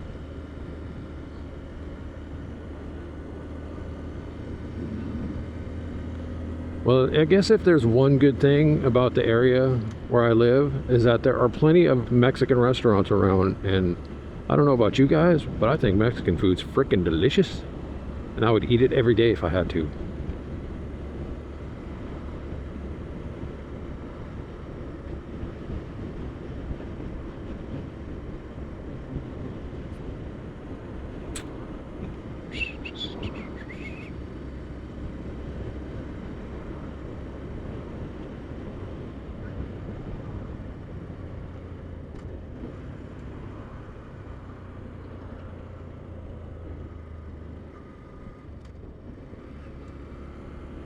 Well, there's a burger ranch.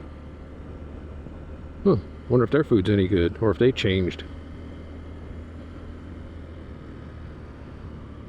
We got a couple of burger ranches in my town, and they all used to be exactly the same, but over the years, a couple of them have changed a little bit, and they're really not up to what they're used to be. But there's still one up north that's really pretty good.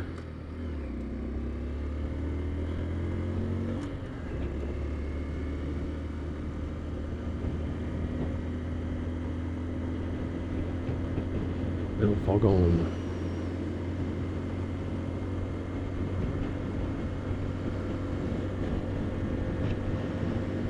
Plenty of used car dealerships everywhere.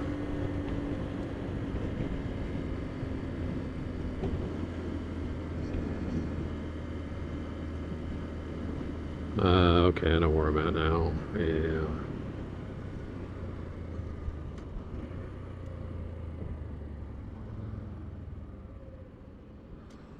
Cool color on that Ford.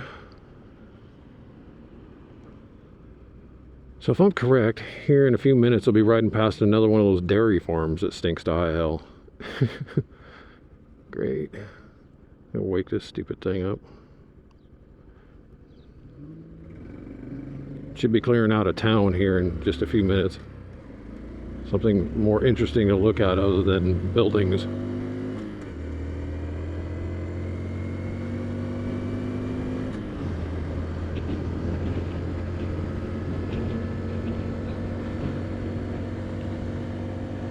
No idea if that's recording. It's so freaking dark. Okay, I think I can see it. DJI, if you make a new remote control for that thing, it needs to be brighter. You kind of barely see that in the sunlight. What am I talking about? They can't get new DJI products here in the States anyways because of some stupid corrupt ass BS that Trump's kids involved in.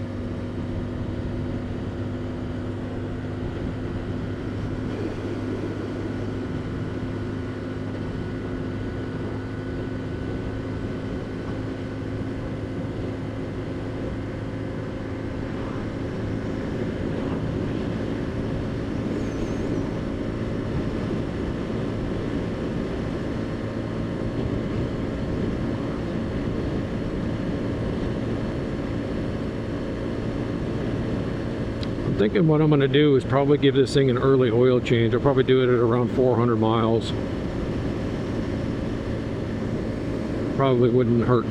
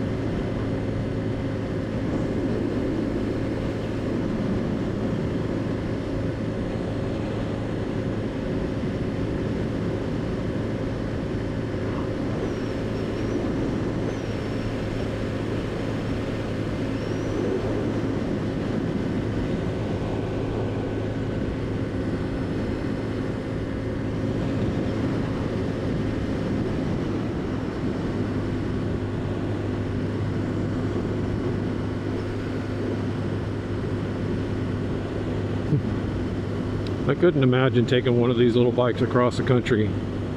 I mean, I suppose if I had plenty of time in the world, I would probably do something like that, but for those of us who have day jobs, I just don't see that anything like that ever being in my future. But I couldn't imagine like how hard it would be. Like there's a dude on YouTube who has put a cajillion miles on a Honda Ruckus. The dude's been all over the place in this thing on a freaking Honda Ruckus. Oh my god, the smell. Yeah, that's that dairy farm, and the smell's so bad you can literally taste it. Yeah, I'm not even joking, guys. You could taste the smell right here. Ugh.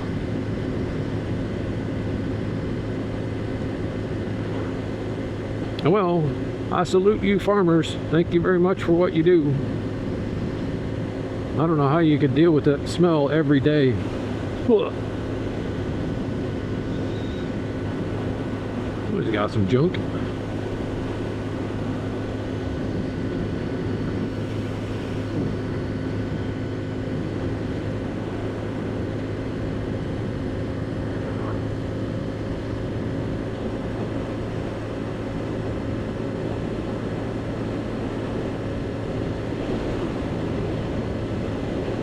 You know, I'm not seeing the trees moving at all, but I swear I'm like riding into a headwind.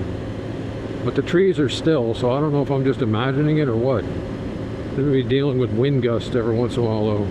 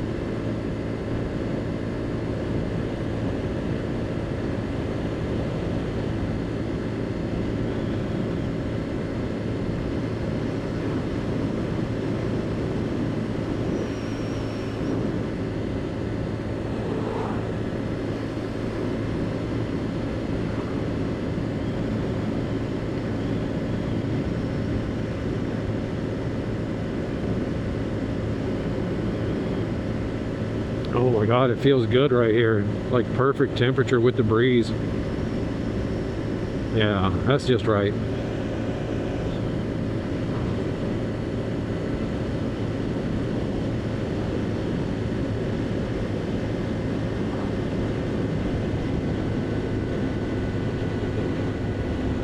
Alright, now I see it. Now I see the wind blowing through the weeds right there. There's definitely wind blowing directly at me. So I'm not just imagining things.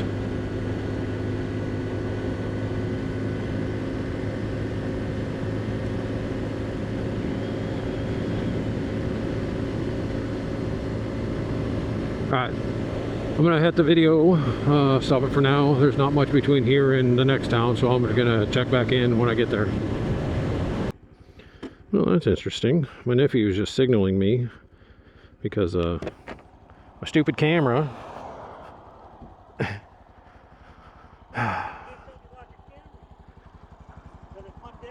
See what I mean? I kept talking at you, but you weren't hearing me. I can't hear nothing inside this freaking helmet, dude. See what I mean about these stupid things? So then I kept trying to pass you, but then more cars came, and then fucking... Yeah. It was sitting down. I guess it was sitting this way for a while, and I was trying to get your attention. And it's still recording too. It's almost dead anyway. Yeah.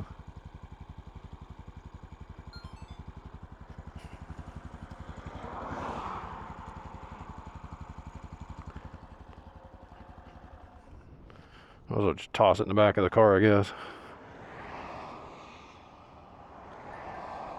Well, I guess that's all the B cam I'm going to be capturing. Hope that was enough, because I have no idea. He told me the thing's been dangling for a while now. Well, at least it didn't fall off on it. I think that's number 4. I don't know, but Ford, you know what? Did you ever imagine that there would be actual men driving these things and you might, you know, just lift this up another Sit on 4 the inches? wrong car, don't you I know. It's so freaking stupid. All right, whatever. I guess I'm not a man, huh? Yeah, you fit under it. Okie dokie. Gotta love it. All right, back on the road. All right, we are away from that frontage road now, so at least there's something interesting to look at. So I guess I should maybe just make a few observations about this bike, since I've put 65 miles on it in the last few hours. What time do we leave? It's 12:38 right now. We left there, what was it, 9:30 or something? Put a few hours on the bike, and I could tell you that I just kind of want to talk about the seat on this bike, because number one, yes, it is very firm. And when I sat on it at the dealership there thinking like, oh my god, my butt is going to be killing me, here I am a few hours later and it's really not all that bad considering how firm it is. You know, there's pressure under your butt for sure, and it's not the most comfortable thing, and there's a little bit of discomfort, but I've had way worse motorcycle seats on other bikes before. This one is not terrible. And what's really nice is how thin it is at the top. It doesn't dig into the side of my legs like some of my other motorcycles do. That ridge on the side of the seat right there would really kind of cut into my legs, like the was it my CRF 300L had a seat like that, where it's just really super uncomfortable to ride, because it would like almost pinch my leg there and make it feel like I'm getting nerve damage or something. What do we got over there? That looks like a Fairlane. No, what is that? Yeah, it's a Fairlane 65. There's a Falcon Ranchero sitting back there too.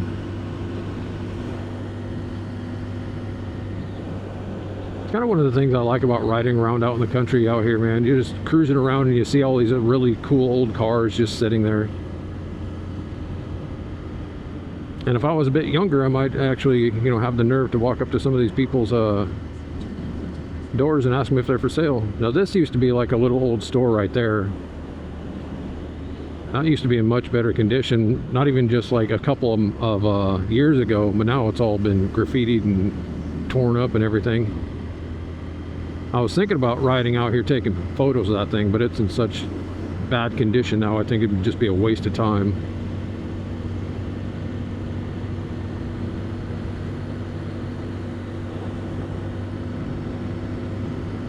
But I think we're coming up on, where are we heading to?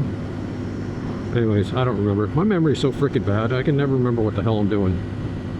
I think I'm going to put some more gas in the tank when we get to the next town, just take a little bit of a break for the last push home.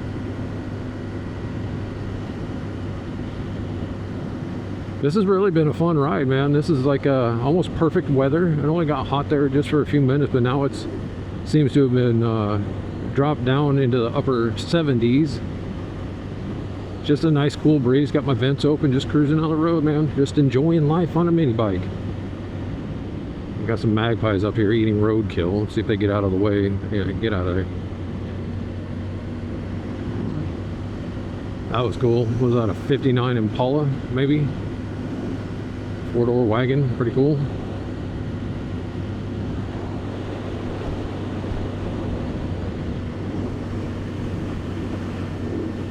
Oh, they got a nice house over there. All them horses.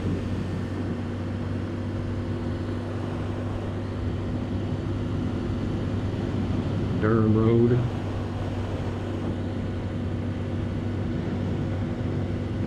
So we're at, let's see, I've lost 2 bars of gas since I put that 0.1 something gallons in it back there at the first gas stop. I'm gonna be really happy if this thing does end up getting like 138 miles per gallon all the time. It'd be really pretty cool.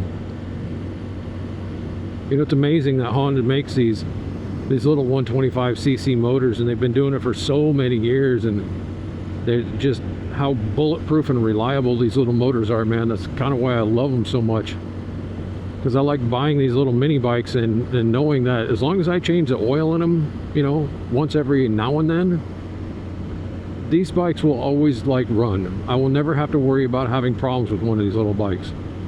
because I don't modify the engines or anything like that. I just do like regular bolt-ons, but nothing too severe to these little engines.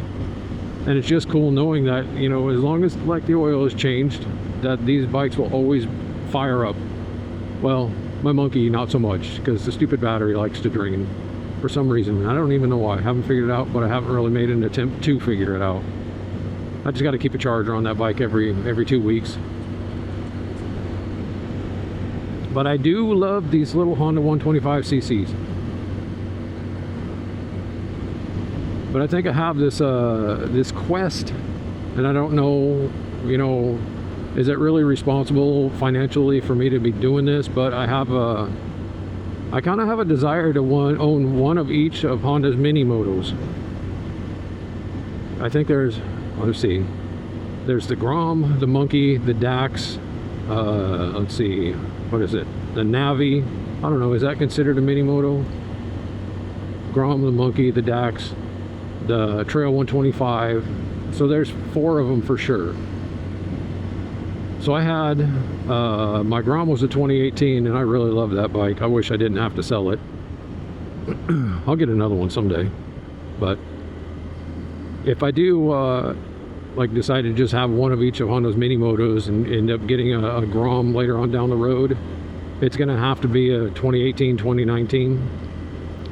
One of, I guess it's the second generation Grom, because I think those bikes are probably the best looking ones. And I thought it, just the way I had my little Grom set up, I thought it was just really sweet.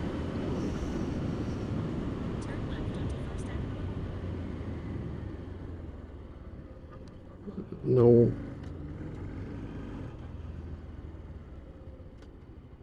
In half a mile, turn left onto 2nd Avenue.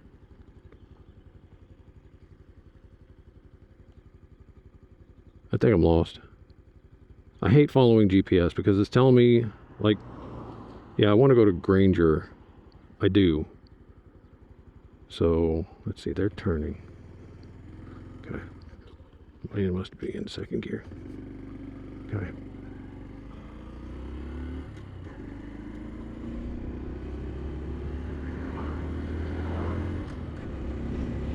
Yeah, I get confused by this stupid thing because I'm like in a trance just cruising down Yakima Valley Highway on my way to my destination, and then it's telling me that I need to turn somewhere. It's like, oh shit, am I supposed to go over there?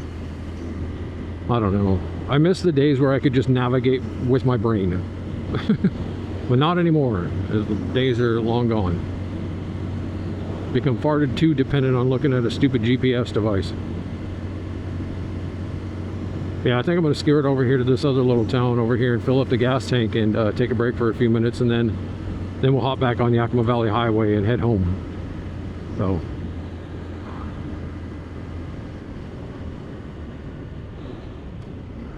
Yeah, talking about Honda mini motos and things like that, if I ever decide to and commit to owning one of each, then the Grom will be my next purchase. But I have to get a used one so I can get my 2018 again.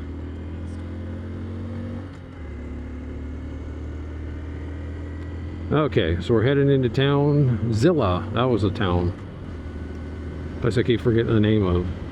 I don't know why I forget the name of this stupid place. Me and my wife have come down here and shot concerts like many times.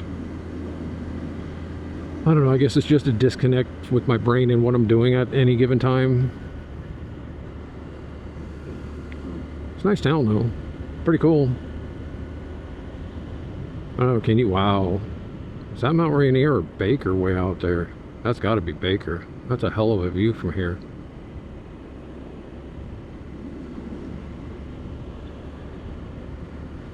Okay, so I think if I follow this road, it should take me to the gas station down over here, where me and my wife stopped the last time we were over here.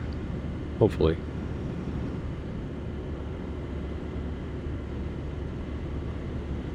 What are you doing driving on my side of the road, dude?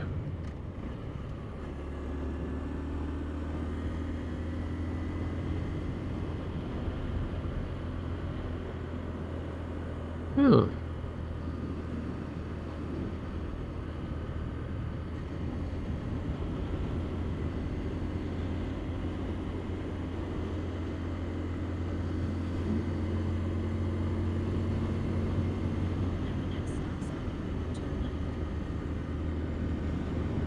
Yeah, it's trying to take me directly into downtown Zilla. I don't need to be directly in downtown Zilla, I just need to find a gas station.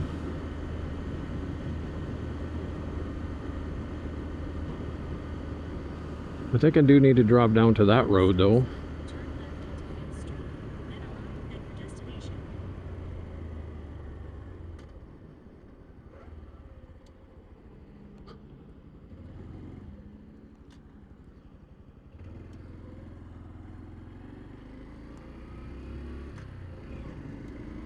Yeah, okay, so what, 5th Street to the next 5th Street to 1st? Oh yay, it took me right to City Hall. How about that? How neat. Okay, I know where I'm at. The freaking Dollar General right here. Get over to the gas station over here. Fuel up, take a break, get back on the road, head home. Alright. I'll touch base or get back in here when I get back on Yakima Valley Highway. Because 35 is about when my dad, my brother. Oh, it'll catch up to you. Just let me get to my. Yeah. Okie dokie. Mike's reconnected. Where are we? Zilla? We're in Zilla. Okay. Yeah. I was about to say Prosser, but. Last stop before home. I just fueled up the bike. Make sure she's clicked into place. So, I think we're about ready. Just about to go home. What I do, put, let's see, 0.434 gallons on, 50 miles. So that's going to be, what is this going to be? That equals 119.81 miles per gallon. I'll take it. You know, I'll take it. So the gas mileage has been phenomenal with this little bike. And this is the last stop. It's not that, you know, I probably could have just, I could have made it a heck of a lot longer. I wonder, well, no, because it says I'm at, what is it, 74 miles from our start place to where we are now. Let me see. 72 miles from where we started. And I've been getting well over 100 miles per gallon, so I think I could have probably easily made it on one tank. I think, but I'm not quite sure at the capacity of this fuel tank in this thing, so I think it's a gallon even. But I didn't want to stretch it. I just wanted to make sure, you know, stop and get gas plenty of time, so that was more than confident, more than sure that I was going to make it. Besides, I need to stop and get off the bike every now and then just to stretch my legs and things. I don't know how some of you guys go out there and hit the highway and you're on your bike for like 2 or 3 hours straight and how you do it. I don't know. I guess I'm just not used to being on a bike for that long. So I'm just going to jump on First Ave, take that the left over there by the gas station and head north, and that will reconnect me to Yakima Valley Highway. I swing a left on Yakima Valley Highway, and that's basically the home stretch. That'll take me home.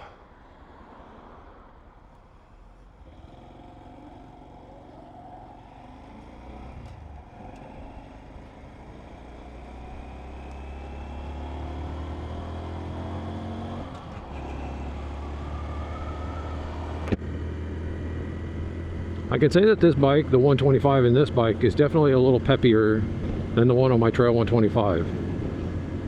Which I was talking about earlier. I have no idea why the performance of these 125s is different from one bike to another. They should all be the same.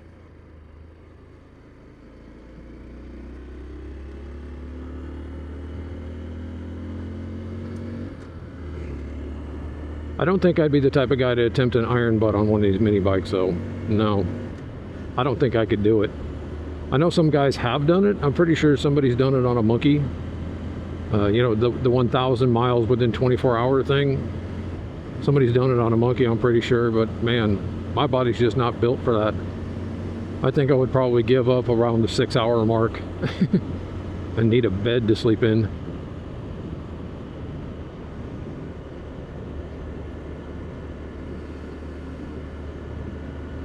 Glad these clouds came back in though. Man, it's really nice right now.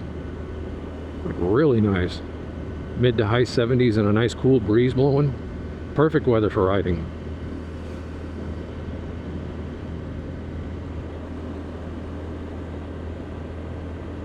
Let's see what kind of old cars we can spot up this way. A couple of busted old campers. Let's see, nothing special. Alright, so this should be Yakima Valley Highway, pretty sure.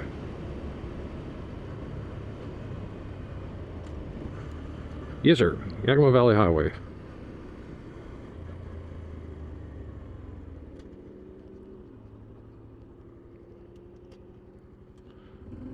Alrighty. I think it said it was like 20 minutes to Union Gap, so I'm probably about a half an hour away from the doorstep from my nephew's home. So my plan is when I get back into Yakima, I'm just going to park this bike over at my nephew's house for a little while until I could swap it out for my monkey. Keep leaving my damn turn signal on. Because I think I'm going to keep this bike over at my house so I can mess around with it a little bit, but I'm going to put my monkey over there in his garage so to kind of protect it, because it's got much more chrome parts on it and everything. I can't wait until I get a garage so I can stop having to deal with this no garage nonsense.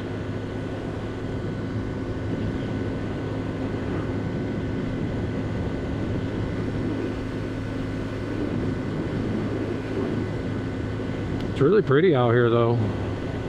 Out here in wine country where they grow all the hops and the grapes and apples and everything else. It's really pretty. I wish you guys could see a little bit better picture of that Mount Adams over there. That thing is toweringly huge from this vantage point.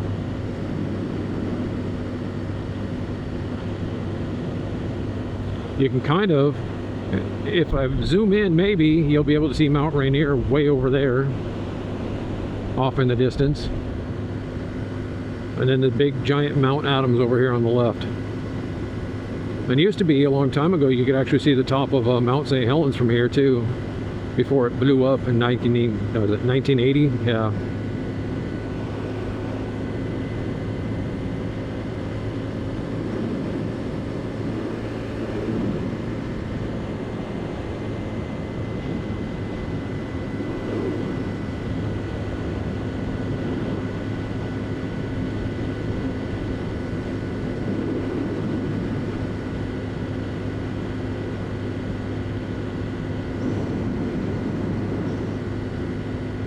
I don't know if I will ever use this phone mount again. This is just basically one of those little squeezy ram mount things. Because the only reason why I bought this thing is to basically get me to navigate my way back to Yakima from Prosser without hitting highways. And it's worked pretty good. Other than Apple Maps, if you just go from point A to point B and you say I'm here and I want to be there, avoid highways, it takes you all kinds of stupid directions and stupid routes, and it's not the most direct route avoiding highways. It'll take you on these back roads, or yeah, there's a route you can get back there, but it's 20 miles north of here. It's like, no, keep me close to the highway but take me home. That little store back there, the Golden Nugget. Last time me and my nephew rode down Tri-Cities on our big bikes, his Indian, my Harley, we had to stop there and just rest for a little while because our asses were just freaking killing us, like terribly hurt. On his bike, I kind of understand because he has a factory seat on it, but on my Harley, I had a nice Saddleman seat on it, but it was still freaking killing me. Winter Lane. And all these nice willow trees. I think they're willow trees. They're nice, man. You get really huge and they're lots of shade.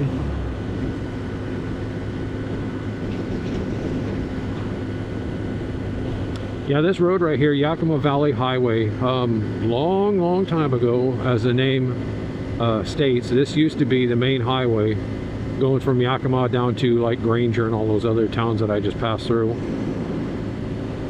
But now, you got to be real careful what time of day or what time of night you're driving down this road, because there are a lot of people out here that just don't give a shit. I mean, they do not care.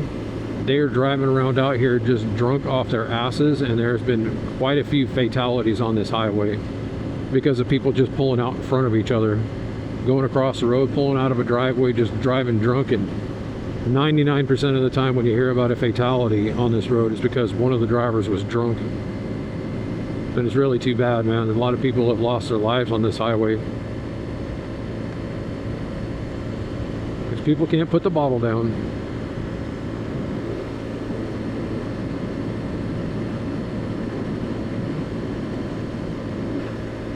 One of these days, I mean, my father passed away. Okay, let me start over. My father passed away last summer, and we learned that he was from this little town called Ronald, if I recall correctly. I think it was called Ronald. It's just up the highway up here, and it's still labeled on the map, but it's basically just a junkyard, a gas station, and I don't know, maybe 5 or 10 houses. And one of these days, I really wanted to ride over there and just kind of stroll around and take pictures of things, and kind of just, you know, set foot on the land where my dad was born, because he was born back in the 40s. I think it was 1945 or something, and he was born at his house. So, you know, he didn't go to a hospital, or his mom didn't give birth at a hospital. You know, he was born in his home like they used to do all the time. It was pretty common. So one of these days I'm going to hop on one of my bikes and I'm going to cruise over to Ronald, Washington, and just kind of stroll around and just snap a couple of pictures and just see what it looks like, because I think I've passed through there once not knowing what type of significance or relation it had to my family.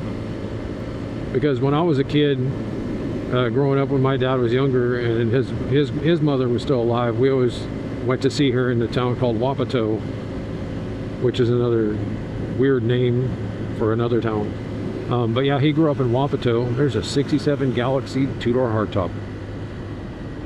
But so I didn't even know that he was from this other little town across the highway from there.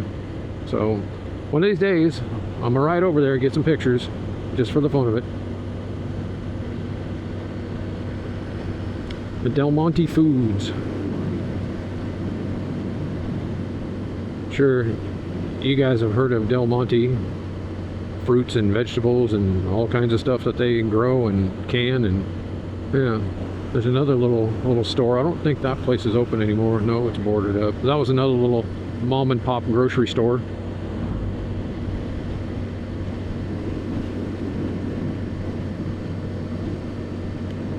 Ow, that was a big one.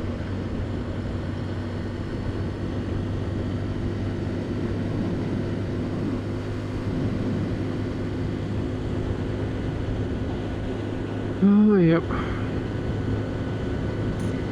It was weird. Me and my nephew stopped and got lunch at that Burger King down there. And what did we order? I ordered the chicken sandwich, 2 medium fries, and he bought the bacon cheeseburger or something. So it's like 4 things, and it was only $12. And to me, that's really weird, because it seems like that's normal pricing, what it used to be. Whereas the one Burger King over by our house, we haven't eaten there in a long time, because we went in there just to get some, you know, double cheeseburgers and things. I wanted like $3 or $4 just for the small double cheeseburgers. So we didn't buy anything, but I don't eat too much fast food anyways, like hardly ever, unless I'm on the road doing something like this. Or me and my wife are outside the house and need to get something to eat. But we try to avoid fast food anymore because, you know, there's a bunch of garbage in it. If me and my wife go out to eat, we go to this little Mexican restaurant by our house that's really good, and they're really affordable too.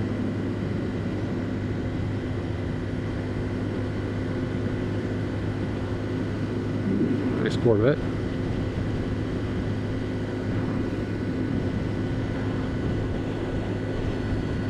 Scoot back on the seat a little bit, arch my back.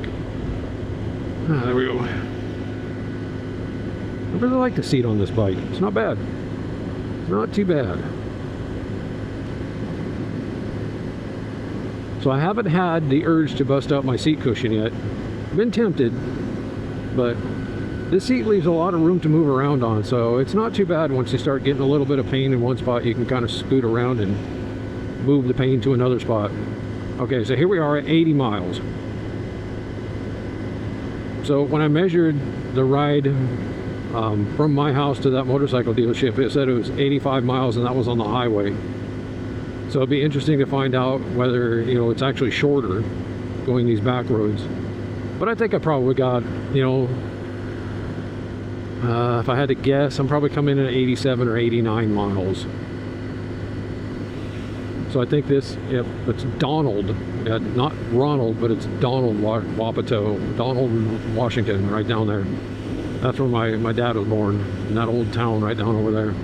Not Ronald, Donald.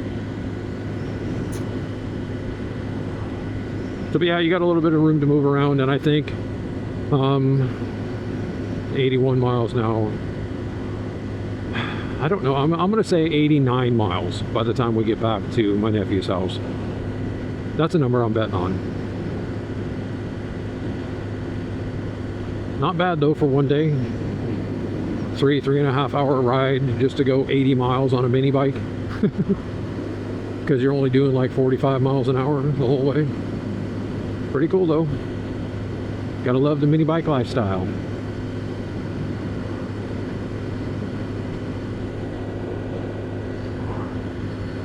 I hope my battery, my memory card still has enough room left on it to get me back into town. All right, we got audio now. Yep, technical difficulties. Lost my audio. I hope I didn't lose it the whole time. Anyways, we're almost home. We're gonna ride through Wapato, stupid name for a town. We're almost there.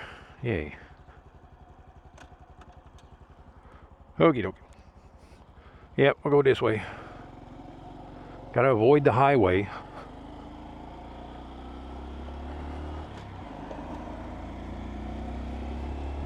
Now we got audio back, so we're good. A few weeks ago, driving through here and down the highway, next to here, and this river was really, really freaking high.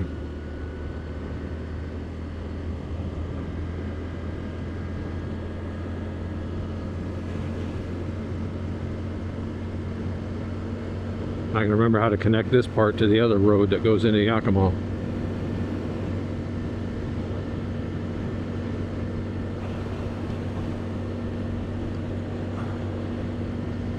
I was really thinking about bringing my Trail 125 down in here sometime and exploring around some of the backwoods areas back here. But I don't know if that would be a smart thing to do considering some of the people that live around here. Okay, I think I know. I think I've been here before on one of my bikes. Not for sure, but I don't know.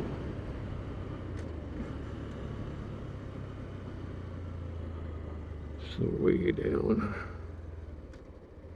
Somebody lost their lunch.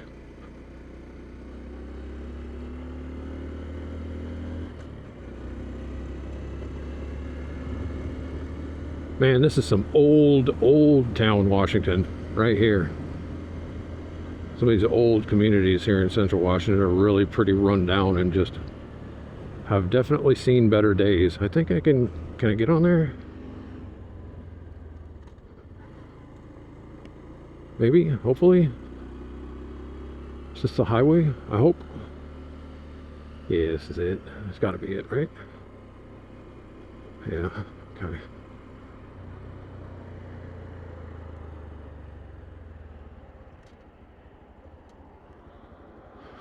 Okay, now really have to get some space here.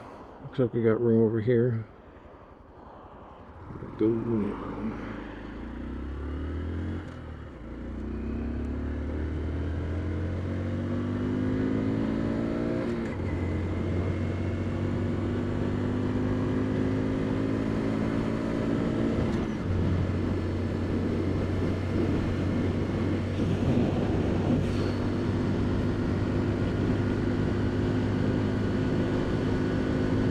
Oh, lucky me. The speed limit drops down to 40 because of the construction zone. Yay, I can keep up.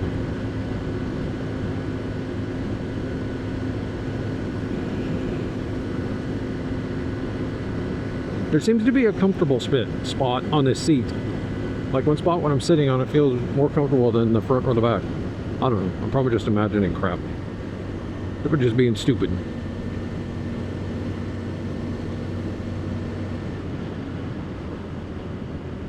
Oh, hopefully there's an abrupt lane edge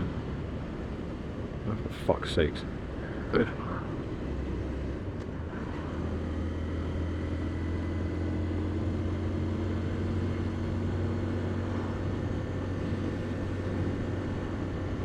Oh yay, another abrupt lane edge. Love it. What are they doing? Oh my god, they're putting in another roundabout. No. Stop with these stupid things. Oh my god.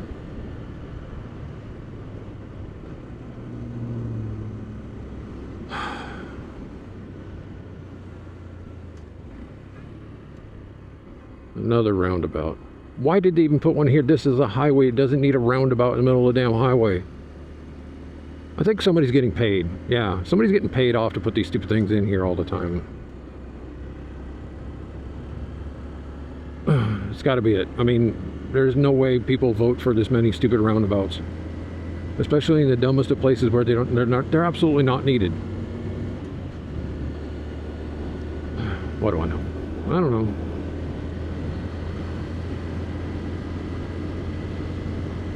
Hey.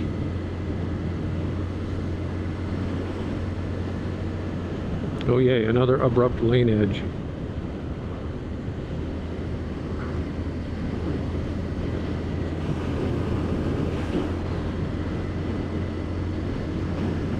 Ha! Brother waved at me on that one. Yep, right into a stiff headwind. There's Rattlesnake Ridge, which is collapsing and sliding down and probably going to end up on the highway that nobody's doing anything about.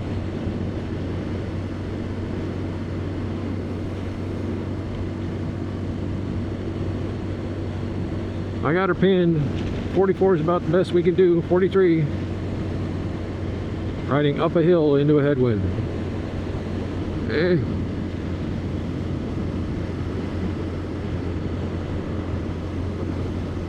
Well, I mean, the next time I decide to go on a road trip with a mini bike, at least I know it takes me like 4 hours just to get 80 miles. So I'm only going to average, what, 20 miles per hour? Oh well, I love it. It's awesome. I don't care. I'll go places slow. It doesn't bother me.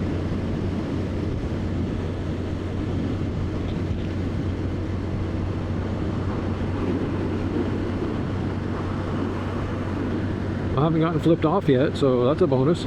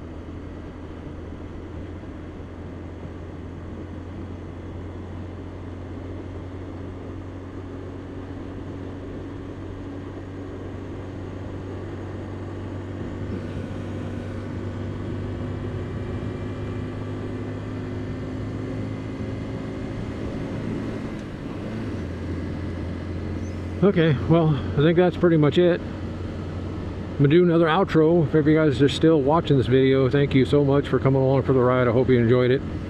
During all the chit chat and all the silent parts, it's been a fun ride for me. I'm only about 10 minutes away from where I'm supposed to be, so I'm gonna end the video now. Like I said, everybody, thank you for watching the video. Everybody ride safe, have a good day. We will see you on the next one. Audio. So look at that, we're at 90 miles.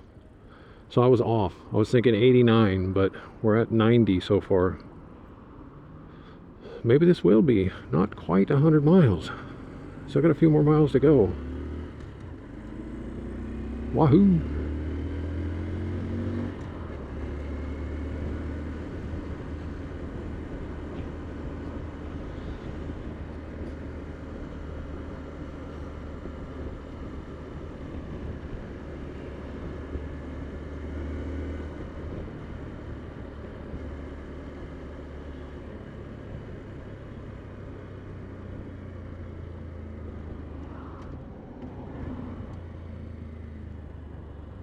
Fuji.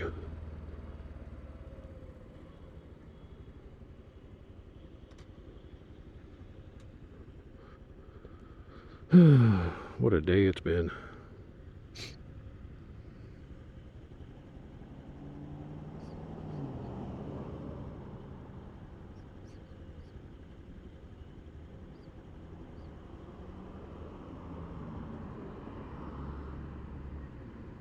It's a little warm in town, not gonna lie. A little bit warm.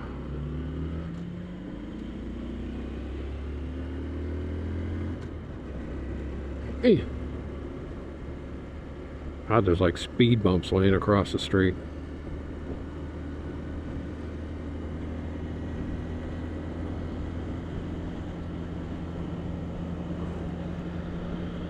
You know, I do think if I had like a super comfy seat, I could probably do a long road trip on a bike. Question is, which bike would I want to do it on? The new bike, which I haven't told anybody about yet? Not this one. I don't know. I wouldn't want to do it on my ADV 150. Well, maybe, I mean, I don't know. If I had a Corbin seat on that one, I could probably do it on that one, no problem. The Monkey, I don't think I'd want to do it on the Monkey. This one, well, I just did a road trip on this one. And I don't care what anybody says, you know, 90 miles is a road trip for me, so it is what it is. A road trip for somebody who never gets to go do road trips. That's what this is, 90 miles. Tortas. Flautas.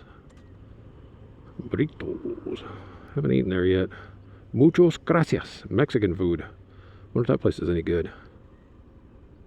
Combo plates, enchiladas, tortas. I don't know what happened earlier. I hit stop on the record on my action camera. Hit stop, and it went to sleep. And then when I woke it back up, the microphone wouldn't connect to it. I think it's because I just hit quick record the last time, and then it lost a connection to it. So I just had to turn it off and turn it back on, and it connected back up just fine.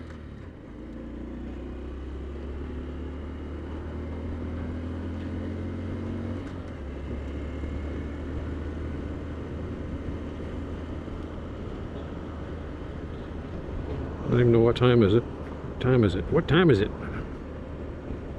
1:38. Not bad. I was figuring I wouldn't get back until around 3:30.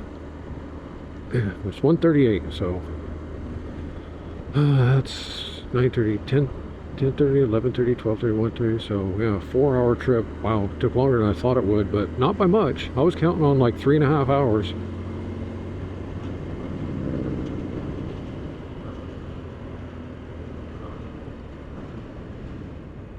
It's a nice old Toyota. Pretty cool.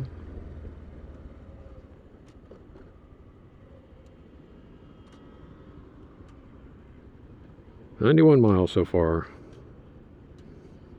Looking pretty good, little buggy. Little, what do I call you, a monkey, a buggy or whatever. Little Dax.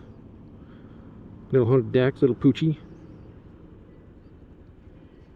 I hereby christen the bike Poochie." Poor lady.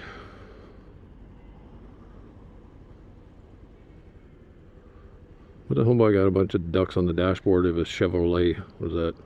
I don't even know what that is. Malibu? They all look the same anymore. I thought those duckies were a Jeep thing.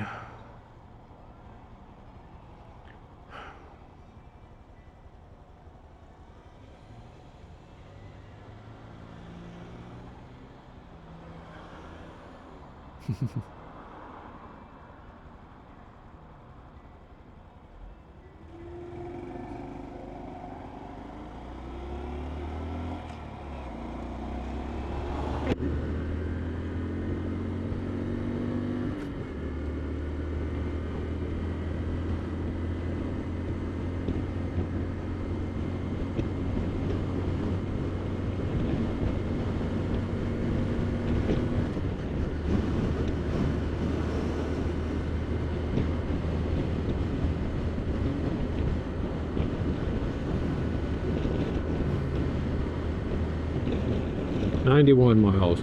All right, so I know for sure it's going to be probably 93 by the time I get there. Anyways, signing off again.